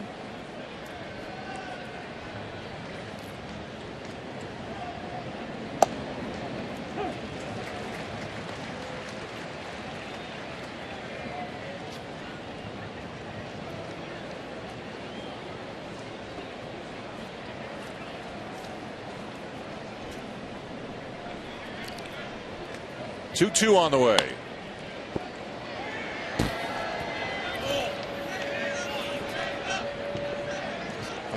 So for Lynn, a guy who'd only given up 9 home runs the entire season coming into tonight, and he's given up 2 in this game. 1 to Jay Bruce, 1 to Todd Frazier, with both solo shots. 2-1 Cincinnati in the 6th inning. And you notice it was first pitch, and Why wait around? Strikeout number 8. Non-stop action, heart-pounding excitement, historic performances. Don't miss the 2014 postseason beginning September 30th. And follow every Major League baseball game with MLB.com at bat for your mobile device. Get scores, stats, highlights, live audio, and more. Text at bat to 31826 or visit MLB.com for details. You know what? I got to give you a lot of credit.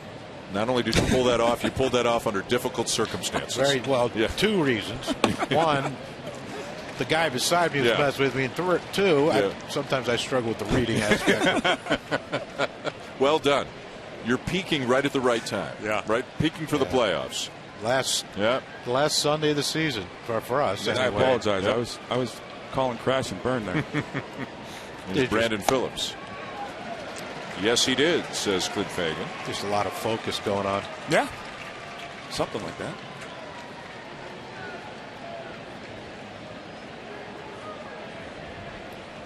Phillips has reached on an air, hit a fly ball to center.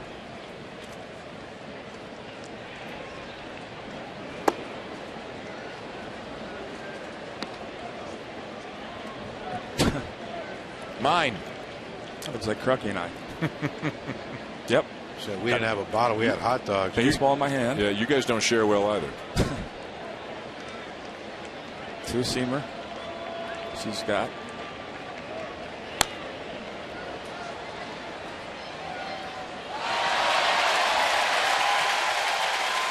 Ooh. Cardinal red.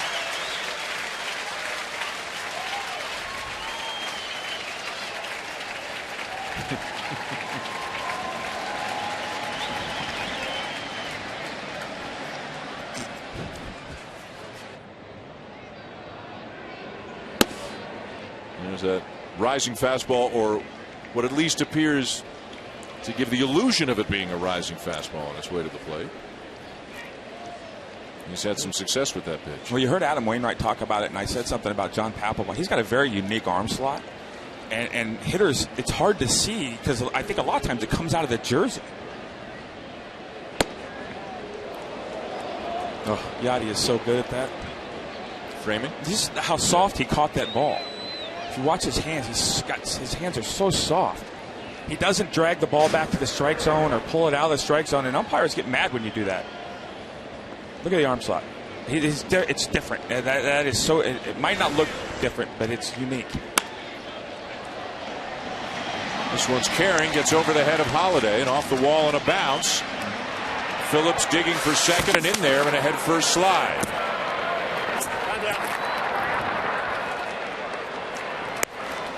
So 3 hits for the Reds in this game, 2 homers and a double. Right fielder, Jay Bruce.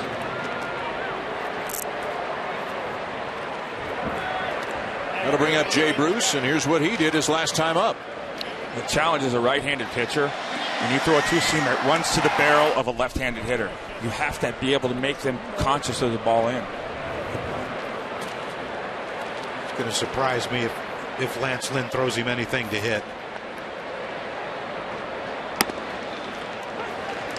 And that's the issue with a lot of hitters. It's hard to determine, are they going to pitch around me or pitch to me? I just took him deep. I have great numbers against him. And to me, you go up looking first pitch fastball. Well, now after that pitch, what are you thinking? Now you think, okay, he's pitching to me. Now he's liable to throw a slider or a cutter in, and you swing over top of it. Now you're like, oh, boy.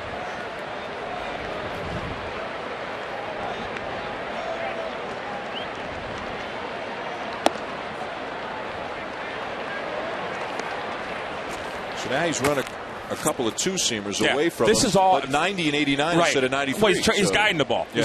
He's almost, they call it aiming. But he's clearly pitching around him. You let a veteran pitcher kind of set him intentionally walk him. You count on him to not make a mistake here. So the thinking is stay away from him. Stay away. Make him hit it to the big part of the park. Absolutely. Yeah. Let him expand his zone. That's the thing. You're trying to get him out of the strike zone. And if you walk him, so be it. You go after Rodriguez, who's sitting after him. I mean, clearly is a pull hitter. If you look at the defensive shift, So he's helping you in that sense. And that one's going to sneak through, and it's going to score a run. So a ground ball the other way off the bat of Bruce drives in Phillips and gives the Reds a 3-1 lead. Yeah, this is. Yeah, I know you leave it in the hands of the veteran catcher and the veteran pitcher, but you can't let Jay Bruce get his bat on the ball. Now there's strike one down and away. Of course, Bruce isn't looking for that, and then it's off speed, away. What are you looking for if you're Jay Bruce? Okay, he's not going to come in. He's trying to throw everything away, make me get myself out. But give Jay Bruce credit. That pitch was off the plate, but he's looking out there and he shoots it to left field and gets it past Descalso. The problem there is, as a hitter, my scouting report, he pulls that pitch all the time. He's supposed to anyway. That's not supposed to happen. Yeah, good for him. That's a heck of an adjustment for Jay to make. So Bruce with a good night, 2 hits, and remember, robbed his first time up by Scruggs, who made a diving stop at first base.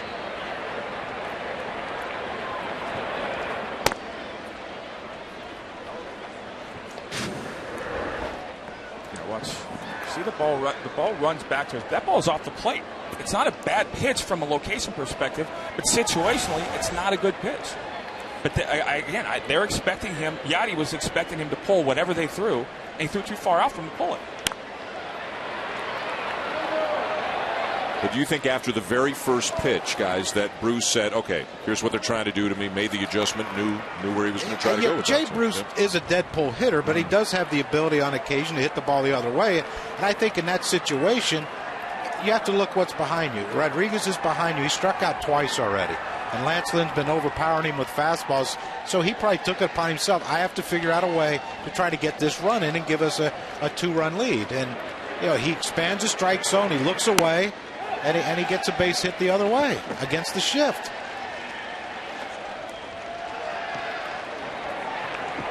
Yeah, they were unintentionally pitching around, intentionally walking in my mind right there. And he didn't let him. Nope. Because that's ball 3. Yeah. And strikeout number 9 for Lynn will end the inning. But a couple of runs for the Reds. Frazier with a home run, Bruce with an RBI single, 3-1 Cincinnati.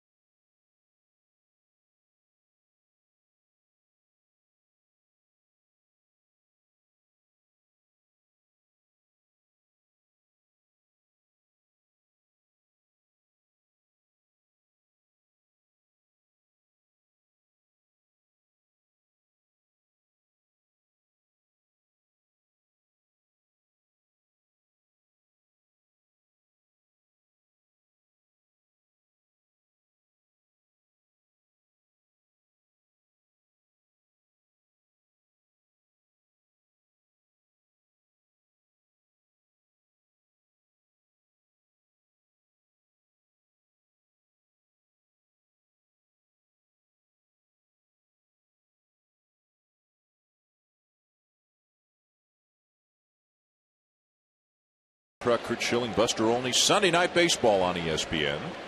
And Alfredo Simon now staked to a 2-run lead, facing Johnny Peralta to begin the inning.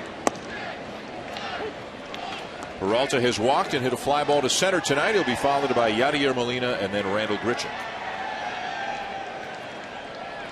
Cardinals clinched a playoff spot earlier today after the Brewers lost to the Pirates.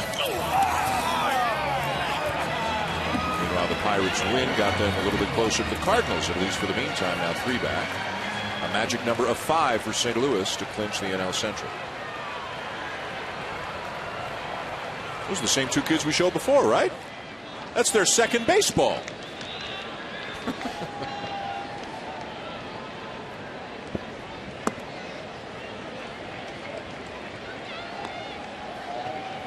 Now everybody's happy. Can't do that. You can't put that substance on the ball.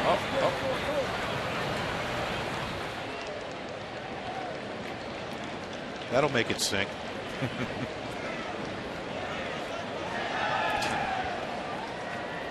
Don't you have to wipe off after you go to your mouth? That's much better.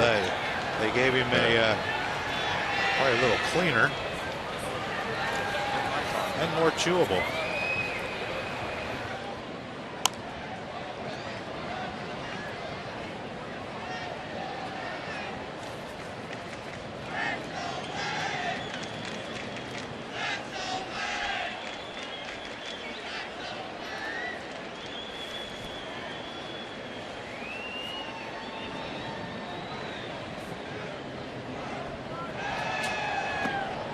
Breaking ball sweeps outside. 2 balls and 2 strikes.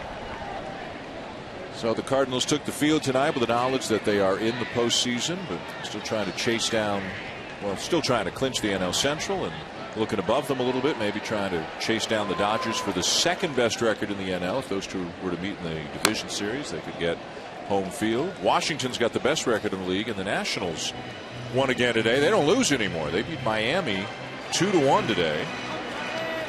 The Nationals are getting some great pitching. They just completed a 4-game sweep of the Marlins. And in those 4 games, guys, they gave up a total of 7 runs. What a roll the Nationals are on right now. 2-2 to Peralta. And a swing and a miss. Strikeout for Simon. Let's go back to the studio for an update. Barry, Ryan Braun had a chance here to change the scoreboard. Early in this inning, Carlos Gomez had a base running mistake, and this is just how it's been for the Milwaukee Brewers. Big win for the Pirates. Braun can't come through with a knife, guys. All right, Carl, Barry, thank you. So if the playoffs were to start today, the Giants and Pirates would be your wild card teams. The Brewers are now 4.5 out in that race. So the Giants and Pirates looking pretty secure for a playoff spot. The Giants are scuffling. They lost to San Diego again. The Dodgers beat the Cubs, took 3 out of 4. So the Dodgers are starting to pull away from the Giants.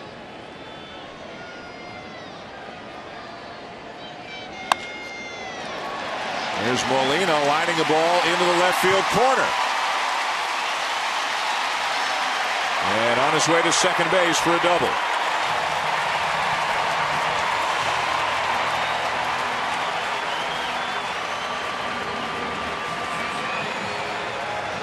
I think Yadier Molina's at his best when he's attacking early in the strike zone. And there you see Simon trying to throw a 2-seamer. He elevated it, didn't get it in enough.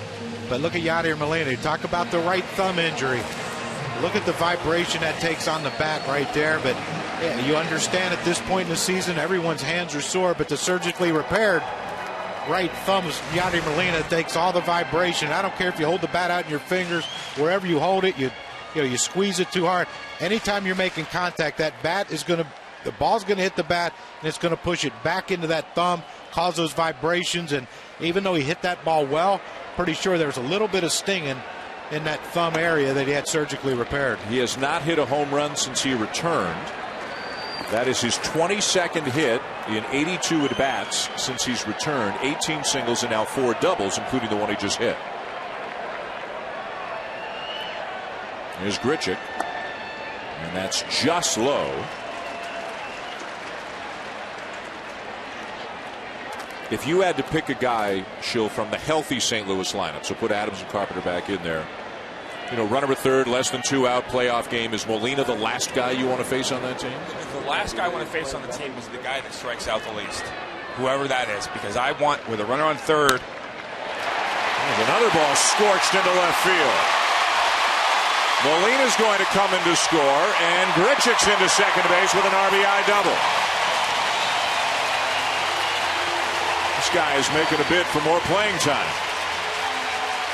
Well, early in the season, when we did the game in Chicago, Mike Matheny talked about the power and the way the ball comes off the bat. And there's not many that make this sound, but there's another. It looked like he tried to cut that ball, and it ran back in. And Grichuk just went down and got it. Look how hard that ball. I mean, that ball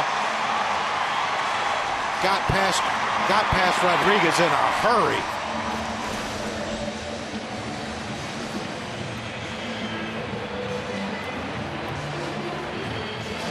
So hit a home run Friday, hit a home run last night, an RBI double tonight. We talked about the 4 outfielders for 2 spots. John Jay, Randall Grichuk, Oscar Taveras, and Peter Borges, as the bullpen is up again. Sam McCure now for the Reds. So Mike Matheny can play the hot hand. He can play the matchups. He can go for a more offensively strong lineup, a more defensively strong lineup. He's got a few more possibilities now than he had in the first part of the season out of the outfield. Look at what he's doing this series. I think, too, in the postseason, because he's still a good defender, as Grichuk. I think when you have that game-changing swing, John Jay doesn't have that swing. Peter Borges really doesn't have that swing, but Grichuk is a guy that can change the complexion of a game with one swing. Borges is still a guy who can come in for defense if you're up late. Steal a base. If you need a base stolen, he can steal a base. Borges hitting better in the second half than he did in the first half. Taveras has had his ups and downs. Jay's been very hot or very cold, but overall has put up good numbers, hitting over 300 on the season. 2 hits tonight. Remember last year they had Carlos Beltran. Remember Alan Craig was with them earlier this year, but he was a part of the trade with the Red Sox that brought John Lackey over. So a much different look for the Cardinals in the outfield earlier this year or last year. Shallow center, charging, making the catch is Hamilton with speed to spare. We talk a lot about his base stealing, and that's a whole other aspect of his speed out there at center field. Yeah, he can definitely go get him. Look how far he comes, but look at his first step. His first step was in on that ball. He read it perfectly off the bat. Of course, we know the closing speed that he has. Really good base run by Grichuk, because a lot of times you might anticipate that ball dropping and get a little further out, but I mean, by the time his momentum, Billy Hamilton's momentum, stopped him, he was almost in the infield right beside Grichuk. So 2 down now, tying run out at second, bottom of the 6th, and the batter is Scruggs. 1 for 2, had an RBI single his last time up.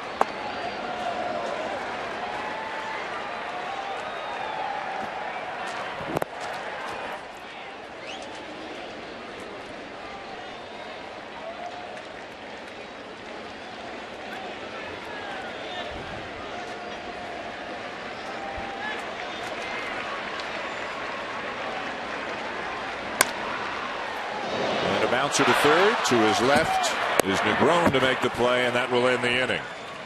But a run in for the Cardinals to get back within 1 at the end of 6 here at Busch.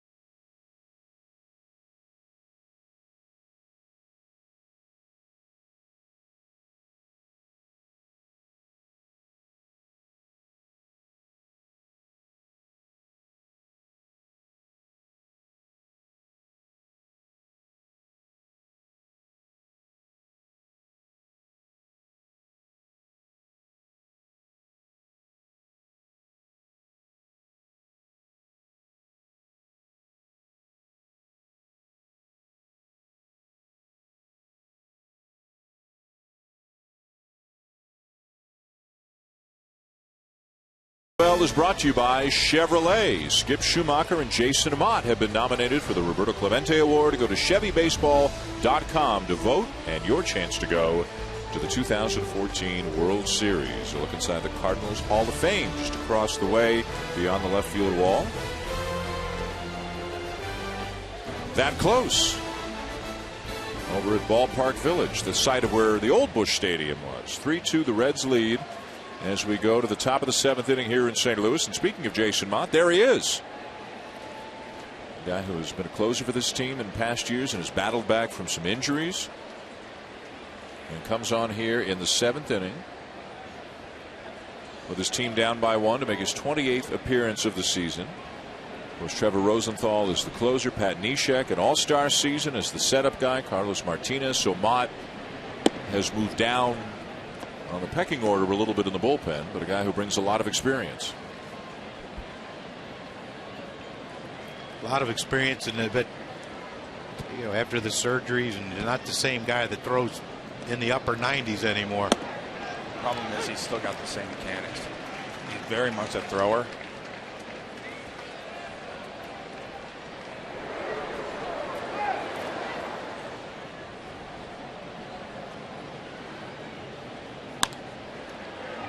Pops him up. And Wong makes the catch, 1 down.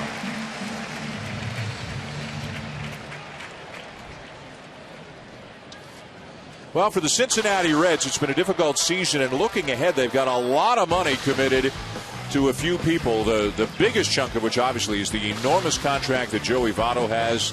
Homer Bailey's very early in his new deal, and then Jay Bruce and Brandon Phillips have some pretty good money coming to them as well. And then they've also got these 6 players who are all eligible for arbitration at the end of the season. And a lot of these guys, as you can see, are key players on this team. Guys who, in many cases, have had good years, figure to get raises. Now, Cincinnati is not considered a big market team in baseball. And you just wonder, it looked like that group specifically, of the 6, can they keep them all? Or is somebody going to have to be dealt in order for everybody else to get paid? Buster, what are you hearing? Well, that they have some really difficult decisions. We actually saw them begin this process in August when they let Jonathan Broxton, who was making $9 million for next year, go to the Milwaukee Brewers. Rival executives expect that they will market at least one of their starting pitchers. And while they don't expect them to perhaps entertain offers for Johnny Cueto, he could be an interesting guy because he's a year away from free agency. He's set to make $10 million for next season. Rival executives believe that the Reds are very much of a win-now team, be more inclined to keep the Cy Young candidate. So if they were to keep him, and he is one of the best pitchers in baseball, then is it Aletos or is it Leake? It's not going to be Homer Bailey, and with a big contract and coming off an injury. Another guy they'd love to get back is Tony Cingrani, who last year looked like he has so much upside, such a talented young pitcher, but he's injured right now. There's the year that Johnny Cueto has had, and overshadowed, like many pitchers have been, by Clayton Kershaw this year. But that's a sensational season pitching in that ballpark. Well, I look at seasons like that, like I look at Miguel Cabrera's Triple Crown. So timing is everything. Sometimes Clayton Kershaw's having another worldly season. There's some guys that are having Cy Young years behind him. Ramon Santiago pinch hitting for Alfredo Simon. If you're a Reds fan, it's going to be very easy to tell what the goals will be for next year very quickly this winter.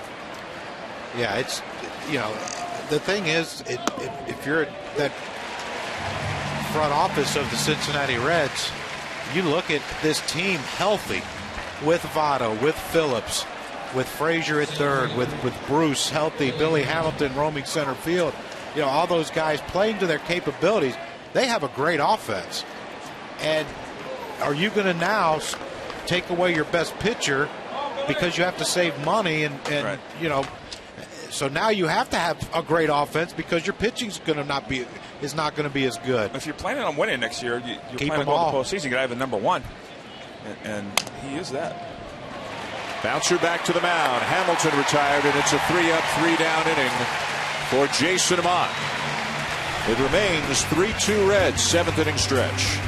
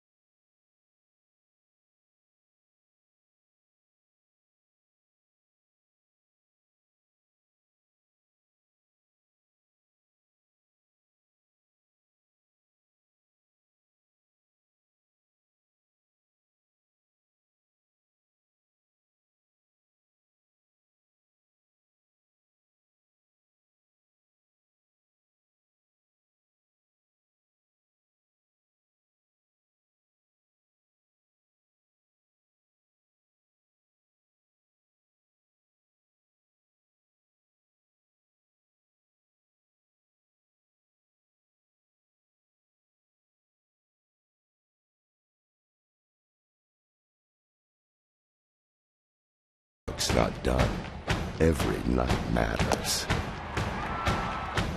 Do you have what it takes to win the sprint to the finish?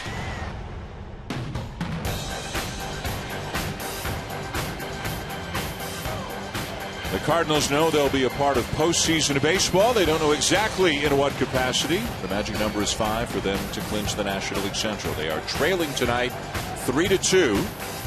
Jay Bruce with a home run for the Reds. Todd Frazier with a home run for the Reds. Lance Lynn, 6 innings, 3 runs, 9 strikeouts, out of the game. Alfredo Simon is out of the game as well, as Brian Price goes to his bullpen. For right-hander Sam LeCure, making his 59th appearance of the season for a bullpen that has been a trouble spot for the Reds this year. They are 14th of 15 National League teams in bullpen ERA on the season. Only the Rockies have worse numbers. Now LeCure, as you can see, 357, that's respectable, so he hasn't really been a big part of the problem, but the bullpen as a whole has caused the Reds some issues this year.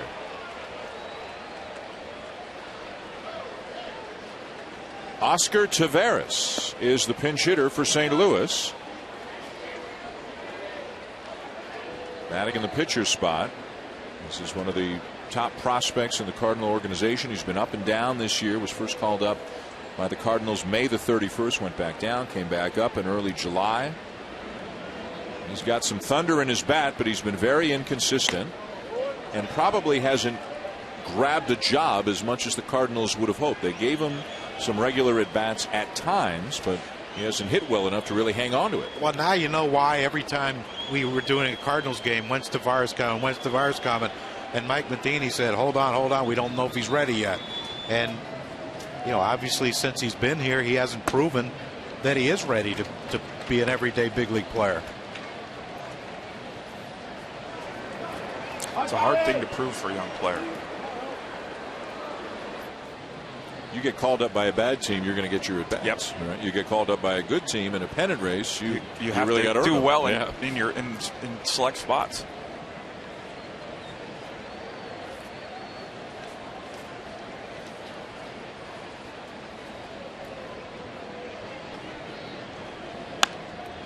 Fouled off, 2-2.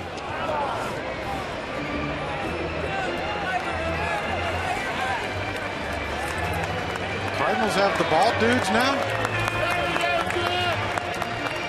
Guys in San Francisco that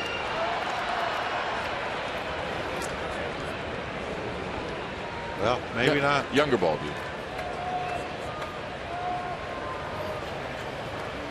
2-2 on Taveras, leading off the 7th. The Cardinals down a run. Making the older guy run for it. Come on.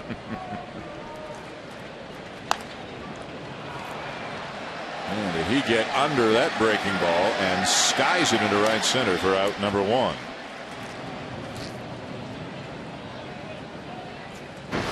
So Lance Lynn, we talked about all he does is win. He can't do that tonight, but Shill, what'd you think of his night?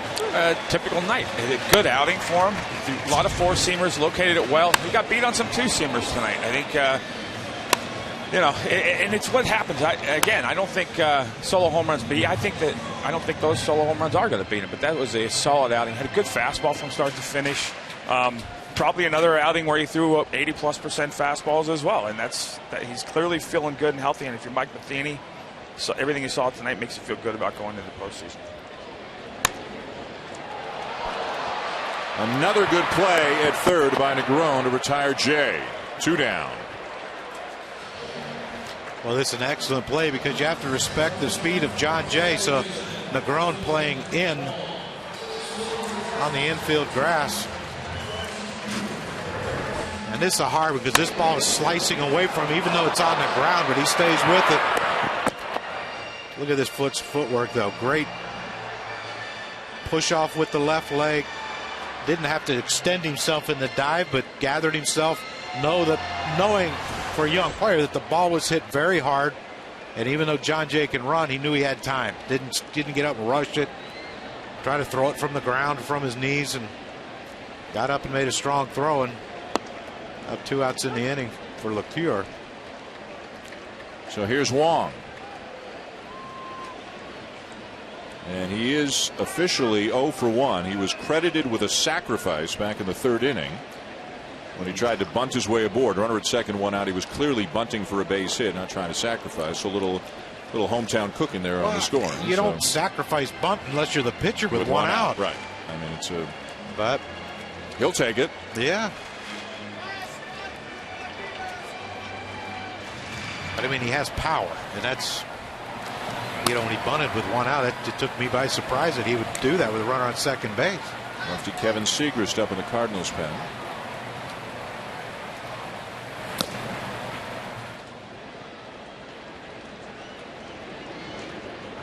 Breaking ball in the dirt, swing and a miss, going to be close. High throw and safe at first is Wong.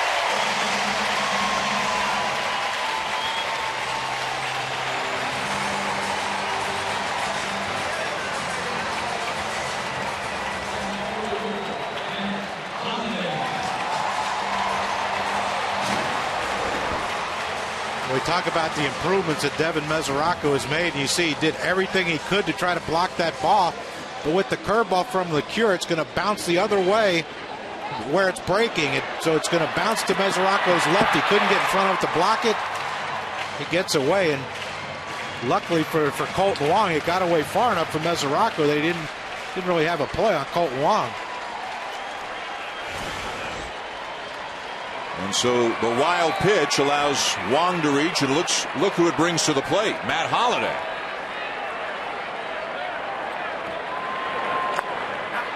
Bouncer to third.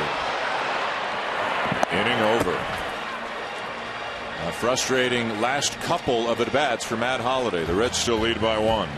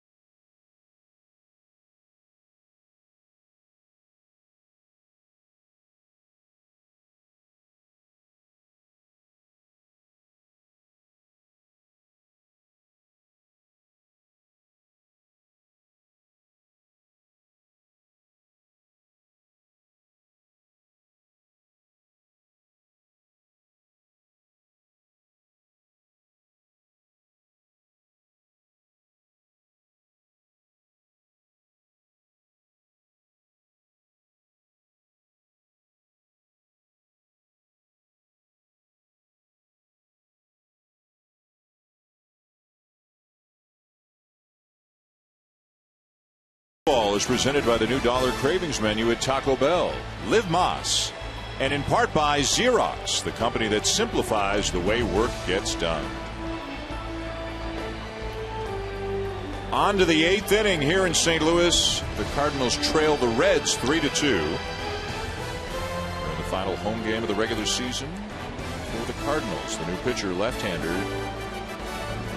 Kevin Segrist had a magnificent year last year, had an ERA of 0.45, gave up 2 earned runs in 39 2/3, but this year he's had a little forearm issue, spent some time, missed about 2 months actually, and has not been able to have anywhere near the kind of season that he did last year.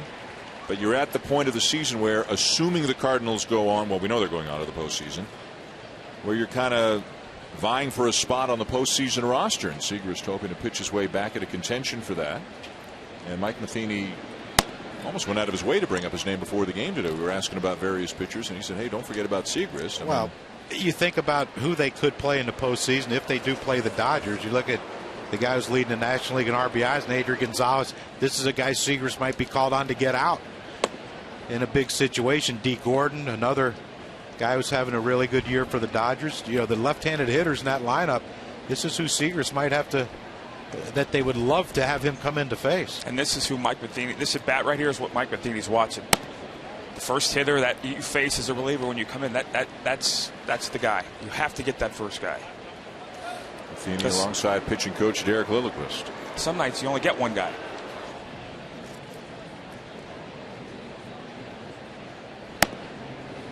And that ball is just sailing on him. There's so much movement on his fastball, but it's carrying right off the plate.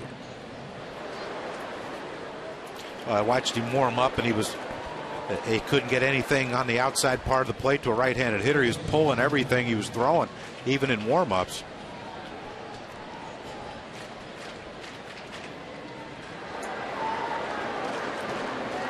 And Lilliquist is on the phone already. Segrist has given up at least one earned run. He's been scored upon in 5 of his last 7 appearances.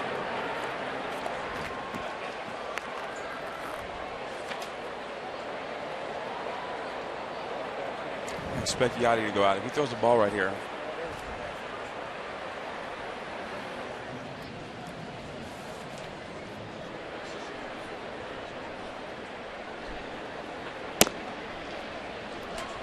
Nope.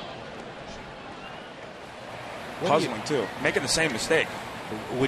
If you're Yachty, would you go to maybe a slider to see if that'll slow him up? He's got to have his fastball. It's got to have his fastball. But again, Yachty knows. You heard Mike talk. Yachty knows his pitchers.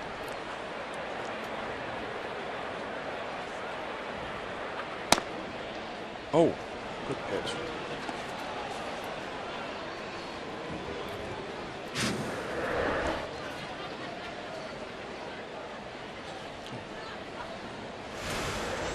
It's a strike. After he's thrown 5 balls in a row, middle end for a ball or in. And a foul back, 2-1.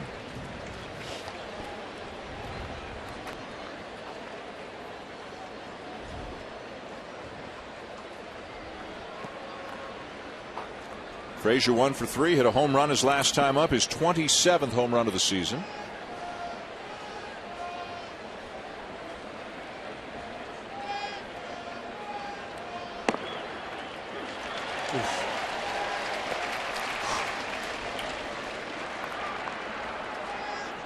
Tough league, isn't it? That's filthy right there. Left-hander is Randy Choate. And the right-hander is a September call-up, Samuel. You want to give this a go? No. No. We're trying to nail this down. Remember, 4 syllables.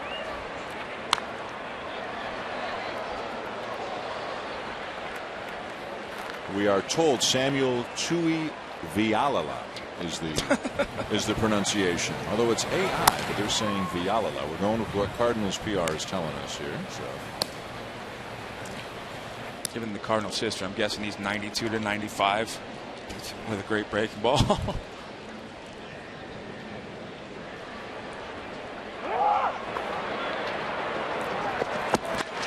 And Negron into second. That's a guy who's more focused right now on trying to throw a strike in Segrist, and wasn't even paying attention to Negron at all. And I think he took off on first move, and I think Segrist just kind of quit on the pitch.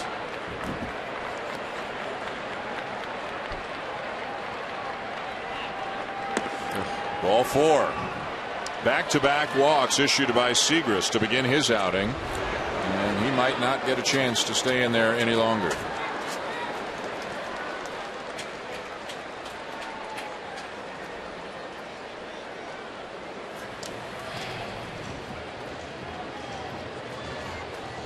So frustration for Segrist. Faces 2 batters, walks 2 batters. Cardinals going to the bullpen.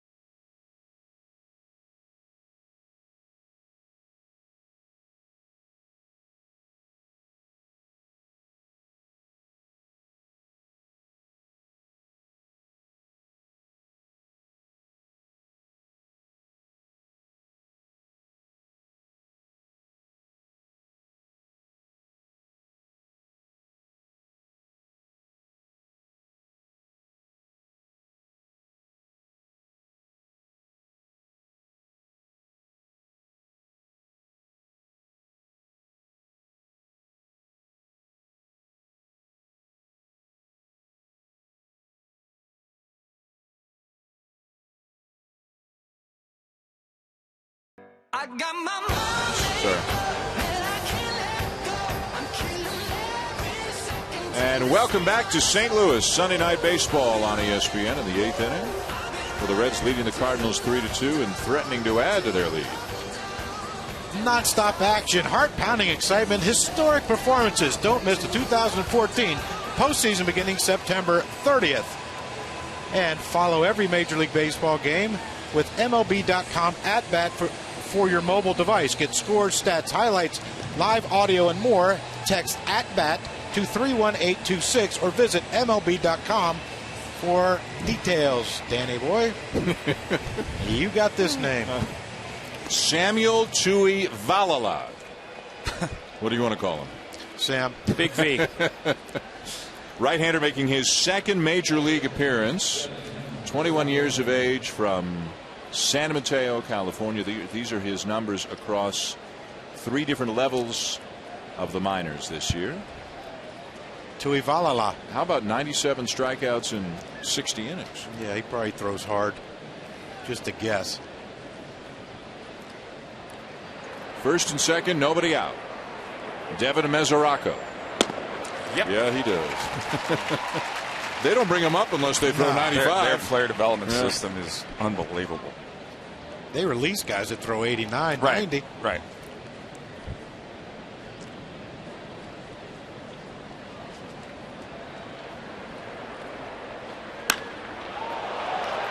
High fly ball that came in hard and went out even harder. 3-run home run.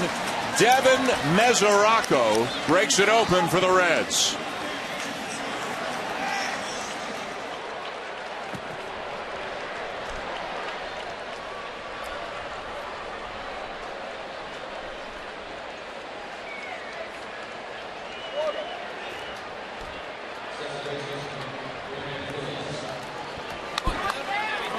One of the things that happens when you're a young pitcher is you have to you get taught that the big leagues is all about command.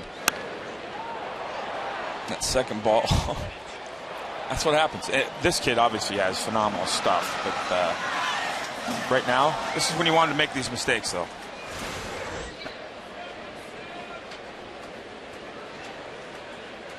(6-2) Reds here in the 8th inning. Batter is Brandon Phillips.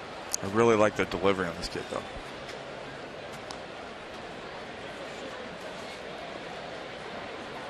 Phillips is 1 for 3, doubled and scored his last time up.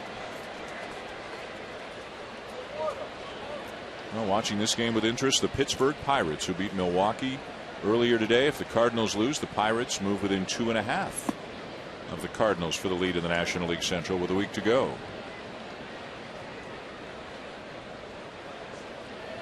The Cardinals finish at the Cubs and at the Diamondbacks. The Pirates finish at the Braves and at the Reds.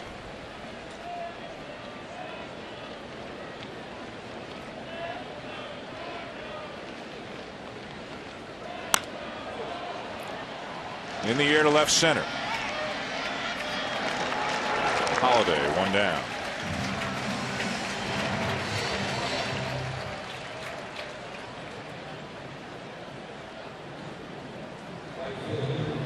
And it's Pittsburgh with the extra game. The Cardinals have an off day Thursday. Pittsburgh plays on Thursday. They've got 4 at Atlanta, then 3 at Cincinnati. And it appears that home run has driven some folks from their seats. Yeah, they're waving goodbye. On the day of the last home game of the regular season here in St. Louis. Jay Bruce is 2 for 3, including a home run. Let's go down to Buster. I talked to Bruce before the game, and he talked about what a miserable season has been for him, and he said he could not wait to begin his work in the offseason. I said, when are you going to start doing that? And he said October 6th. He had the date picked out. He said he's going to pick up his knee rehabilitation. He said he has to remind himself to not actually grind it too early in the offseason because he wants to get back to work. He's not the only one. Billy Hamilton told me he's going to work very hard on his bunting this winter with Juan Pierre. Really felt like he missed a lot of opportunities to do that type of thing this season. We were talking a little bit earlier. You know, it remains to be seen if the Reds have to shed any players to stay at a certain payroll amount. But you would think the mentality of the organization going into next year is this was a terrible year. They can be a contender next year if everybody's healthy. Yeah, I mean, listen to what Buster just said. The question that comes to mind immediately is, how does Billy Hamilton get through the minor leagues without learning how to bunt? Without that being one of his main weapons when he gets to the big leagues. Mm-hmm. Buster, what do you know about that? Well, he's always been known as a good bunter, but what he said is that he felt like at times this year when he was struggling that he would get intimidated by the third baseman coming in. He said, I have to learn, look, that I just need to bunt as a way to help myself through some tough times at the plate. And he thought that Juan Pierre is the perfect guy to work with that type of thing. I agree, because for me, he's got defensive beating speed. You can play him to bunt. If he puts the bunt down the right place, he's going to be safe. He's that fast.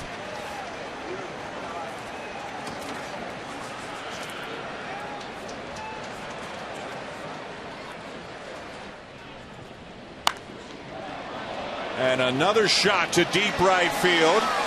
And the second home run of the night for Jay Bruce, and the second one given up by Tuivailala.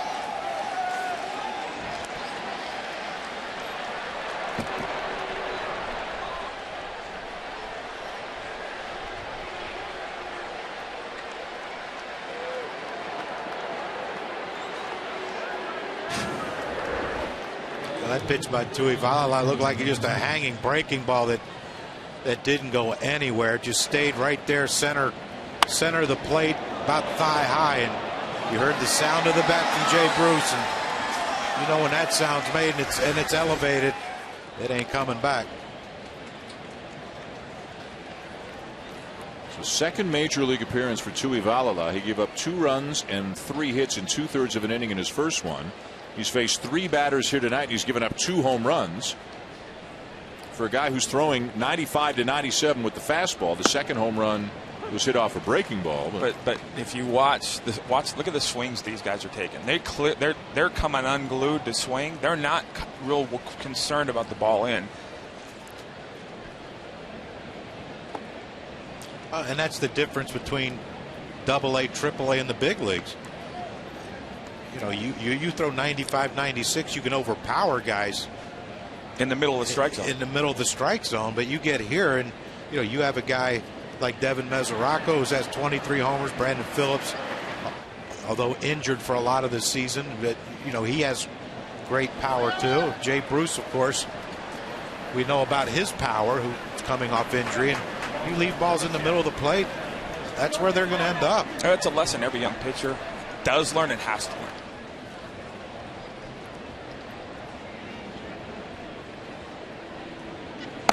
Ooh. A little outside at 96, and the count is full. Good pitch.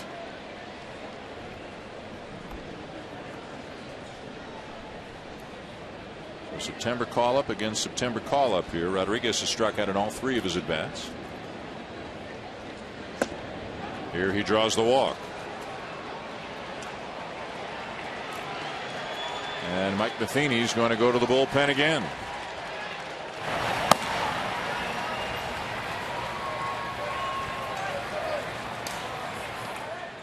Nick Greenwood will be the next pitcher for the Cardinals. Mesoraco and Bruce doing some damage off Tuivailala here tonight to break it open in the 8th inning. A 3-run shot for Mesoraco, his 24th of the season. Jay Bruce with his 2nd home run of the night, his 18th on the season. And the Reds have blown it open here in the 8th.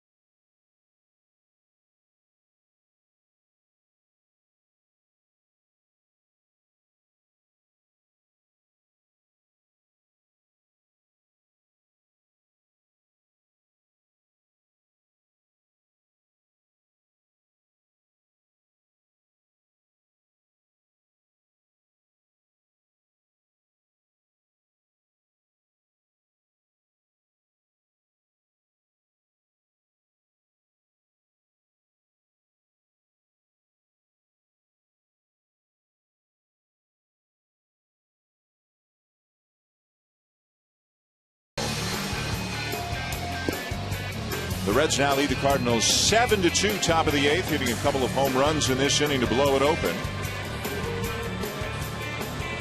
And Zach Cozart comes to the plate to see a new pitcher, left-hander Nick Greenwood, who's making his 19th, or rather 18th, 18th appearance of the season for the Cardinals. He's been touched up for 5 home runs in 31 1/3. He's got an ERA of 5.46 on the season. And he starts Zach Cozart with a strike. 4 runs in the inning, a runner at first, 1 down. Cozart is 0 for 3.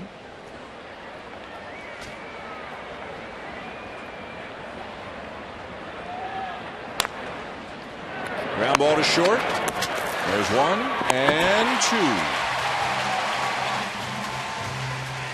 Greenwood gets the double play ball, but the Reds hit a couple of homers, score 4, and lead 7-2.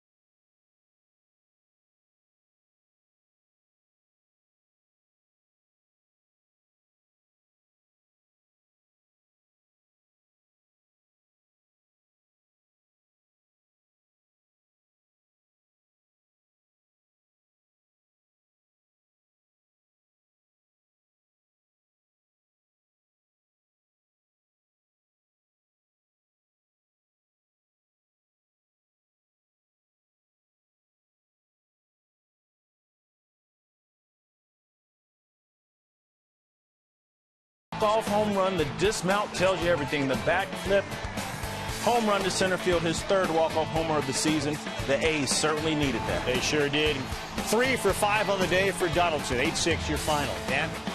All right, guys, thank you. With the win, Oakland remains in the first wild card spot in the American League. Kansas City beat Detroit earlier today, so they're in the 2nd wild card spot, a half game back of the A's. Seattle lost again to Houston. They lost 2 out of 3 over the weekend. Seattle is a game and a half out of a playoff spot right now, a game and a half back of the Royals, and Cleveland is 3.5 back of the Royals. So Oakland and Kansas City winning today, Seattle losing today, Cleveland winning.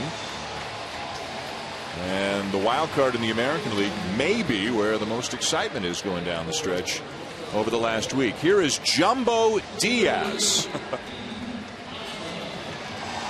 And if you're wondering why they call him Jumbo, Crucky, he's 6'4". Give me a guess. 6'4", and what?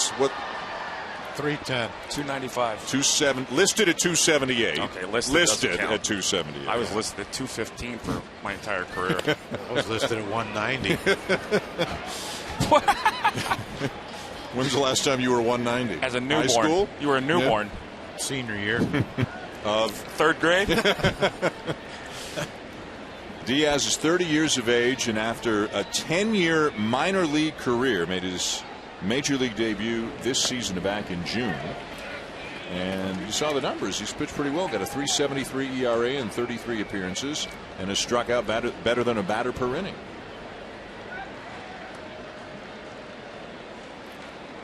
Pete Kozma is batting for Johnny Peralta.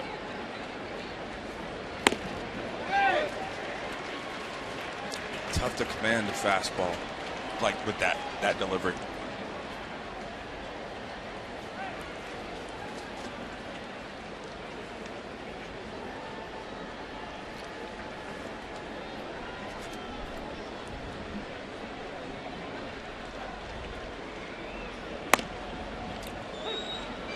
Watch the finish as he lets go of the ball. His whole goal here is to throw the ball as hard as he can, and it's happened a lot of really watch. So his command is throwing strikes. And command in the big leagues is about going corner to corner. It's just hard. It's impossible to command a fastball to both sides of the plate when you deliver a ball like that. So a leadoff walk. Kozma's on. Here comes another pinch hitter now. A.J. Pierzynski's going to bat for Yadier Molina. So 8th inning, 5-run game.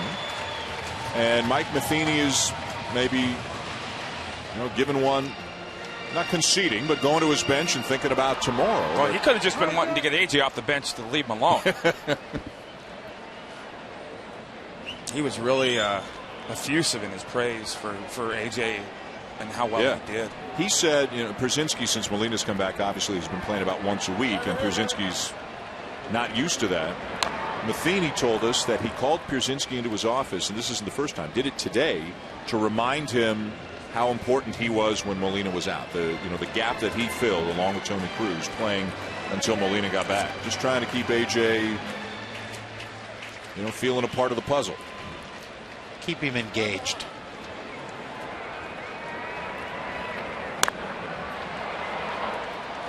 Ball is twisting away and will wind up back in the seats out of play.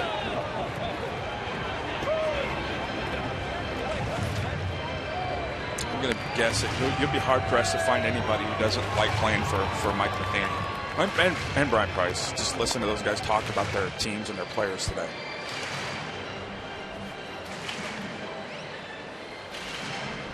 Matheny, just the 5th manager in Major League history to take a team to the postseason in each of his first 3 years.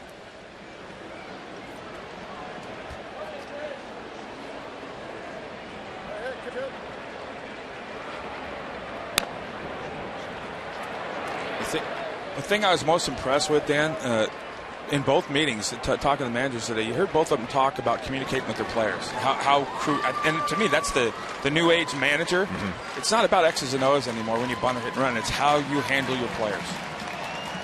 Thoughts on a pitching coach who becomes a manager? You don't see it all that often.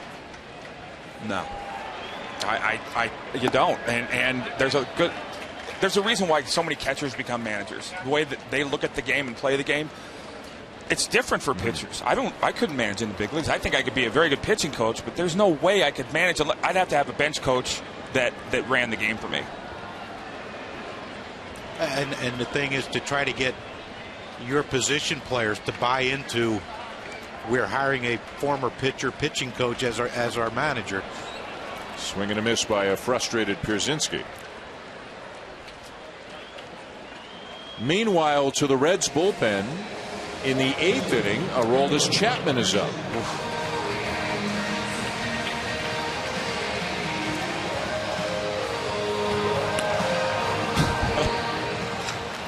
I don't think that'd be a fun at bat. No, that ball right there was about 98. 3rd throw. Just starting to get loose.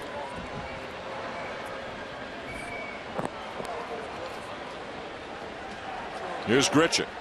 1 for 3, an RBI double his last time up.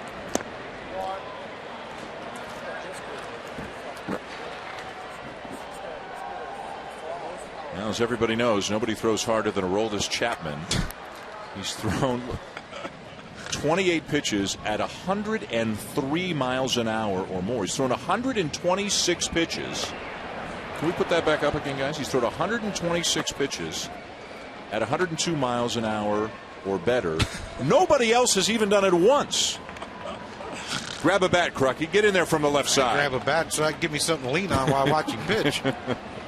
But and here's the thing, Brian Price ain't going to get him up if he's not bringing him in. So he is coming in the 9th. Whether no matter what the Cardinals do this inning. 2 down. I really hope that he stays where he is. I don't want to see the move back to maybe he could be a starter here and that he's settled in. He's a premier arm in the pen. Let it go. Because I don't think he can start in the big leagues. Because? I don't think he can put 200 innings on that delivery. Yeah. I think that would be very tough to do, and I wouldn't want to. He's clearly comfortable doing what he's doing now. Hey, you remember what happened in Texas when they had to, moving guys, Neftali Feliz, they move him to the rotation. He blows out his arm. Alexi Ogunda was a dominant pitcher in the postseason out of the bullpen. They had the Mariano Rivera, John Wetland thing going there in Texas, and then they moved him in rotation. His arm, he hurts his arm. So down the left field line, a fair ball. Bounces up into the seats. And it'll go as a ground rule double for Descalso, his second double of the night. Cosmo to third.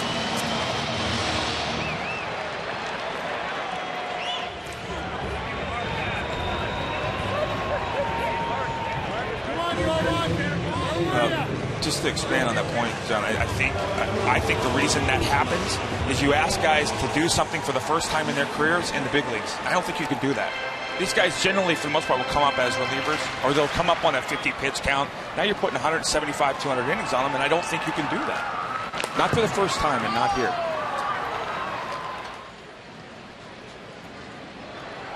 Here's Scruggs.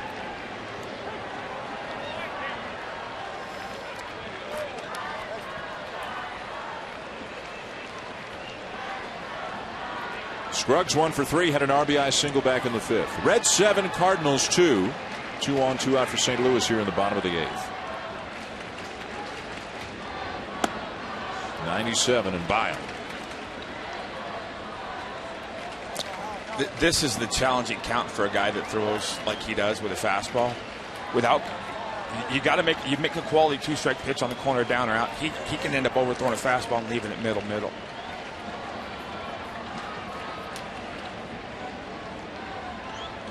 That. Oof.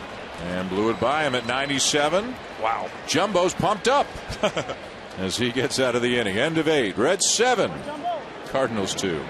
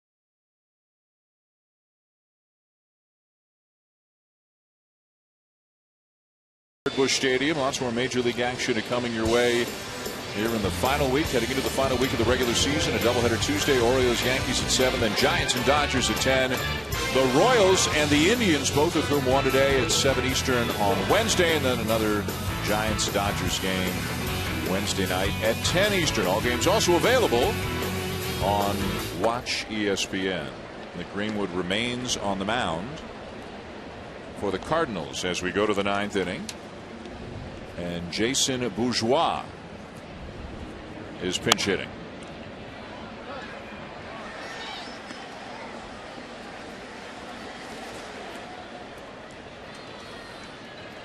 One of 10 September call-ups, so the Reds have a 35-man roster right now.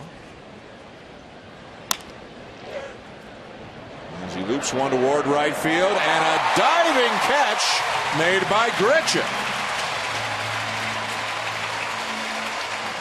You know what that is, Dan? That's a young guy trying to impress his manager for not only this year in the postseason, but for next year. Because a veteran, that's probably a knock.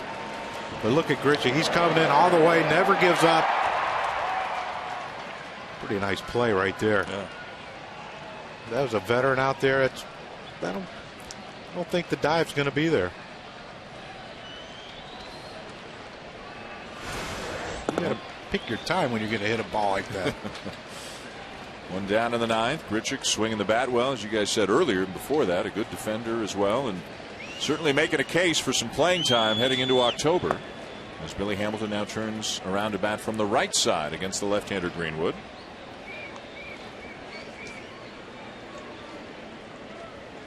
The on-base percentage on the season for Hamilton is under 300, so great speed, but doesn't get on that much, and isn't going to get on here.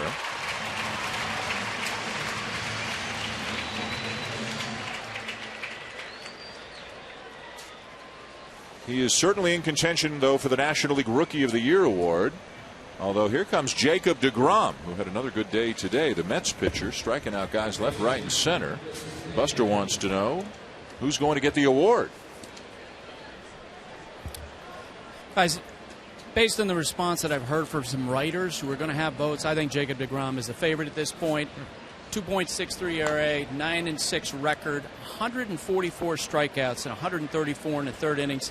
And he's finishing strong. And on the other hand, Billy Hamilton has tremendous defensive metrics, but as you know, he struggled somewhat in the second half. Now, some of the other people that were mentioned on Twitter, Joe Panik, the San Francisco Giants, maybe Colton Wong, but I think deGrom right now would be the favorite. What do you guys think? I mean, Hamilton's numbers, the number that jumps out at you is stolen bases. He's been caught 23 times. He's a guy who on base percentage should be everything to him, and it's sub 300. And deGrom has great hair. So not as good as your hair. Yeah, you're very similar to what you had back in the day. Oh my goodness, yeah. Best mullet ever. No, he had a great mullet. Oh, that was a Dave Hollins induced mullet. He told me if I ever cut it, he's going to kill me.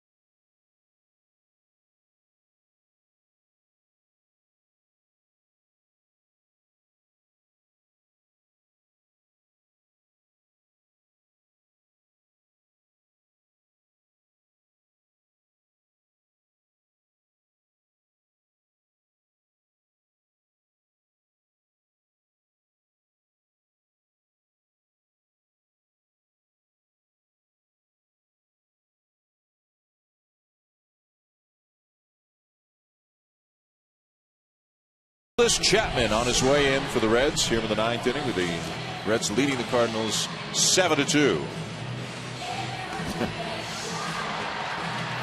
ESPN's coverage of the hunt for October includes all potential tiebreaker games and the National League wildcard game on Wednesday, October the 1st. Plus, ESPN Radio has every single postseason game for you right through to the end of the World Series.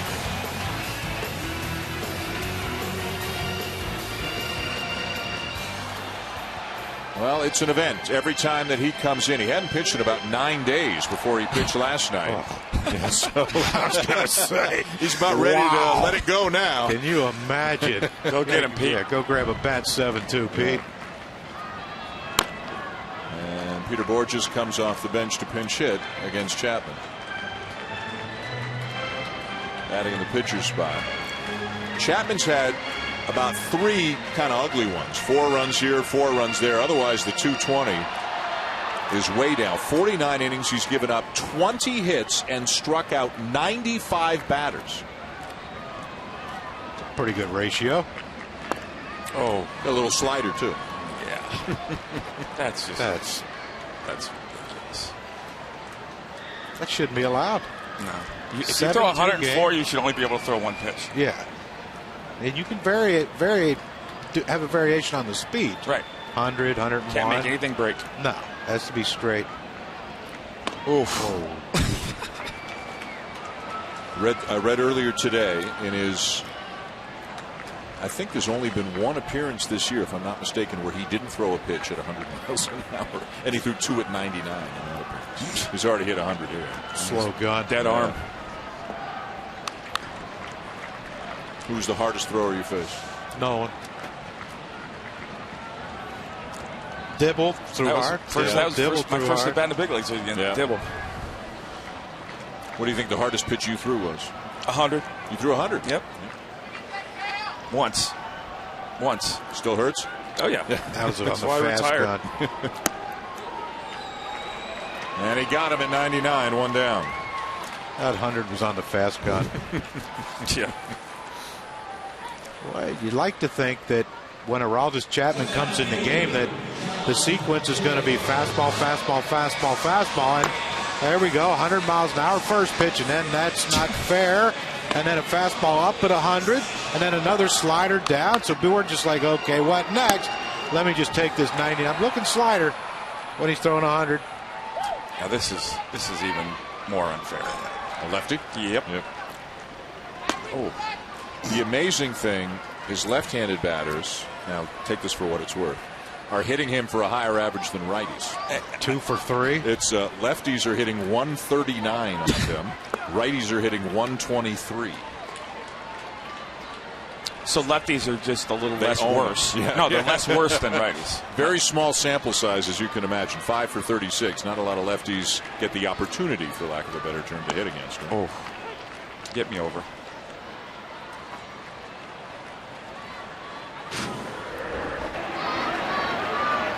Oh, man. That's awesome. Different sound, isn't it? Yep.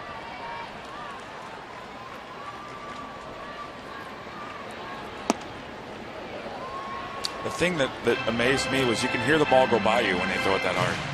Yeah. It's like when you're getting shot at. When it's near miss, you hear that whiz. Haven't been lucky enough to have that experience. I've heard that sound. Well, I can't say I haven't either. The time goes by. Oh, wow. Goodness. 2 down. I don't mean to laugh. No, I'm laughing with him, not at him. Yeah, it's just. Oof.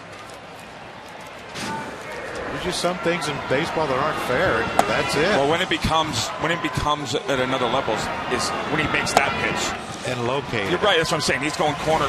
He's not leaving the ball in the middle, even though he can at times. He's right on the cusp of 2 strikeouts an inning. That's 49 2/3 innings and 97 strikeouts. Tony Cruz gets a chance to pinch hit, batting for Colton Wong. Problem is that you put your defense back on their heels, Dan, when you're striking everyone out.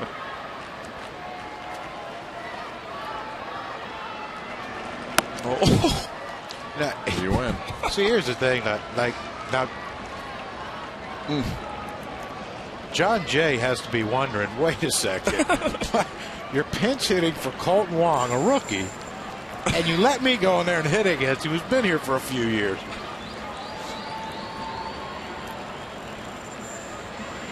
Oh, and a slider for a strike, 0-2. Here's the thing. We could say right here, well, you could look for a fastball, and he can throw anything he wants right here. Yeah, he could actually probably throw the eephus that Simon tried to throw. Just unbelievable stuff. A grounder. But still the ball game as the Reds win 7-2. 3 up, 3 down with a couple of strikeouts for Chapman. The magic number for the Cardinals to clinch the NL Central remains at 5. The Pirates are now just 2.5 out in the NL Central after the Reds pick up a win here tonight.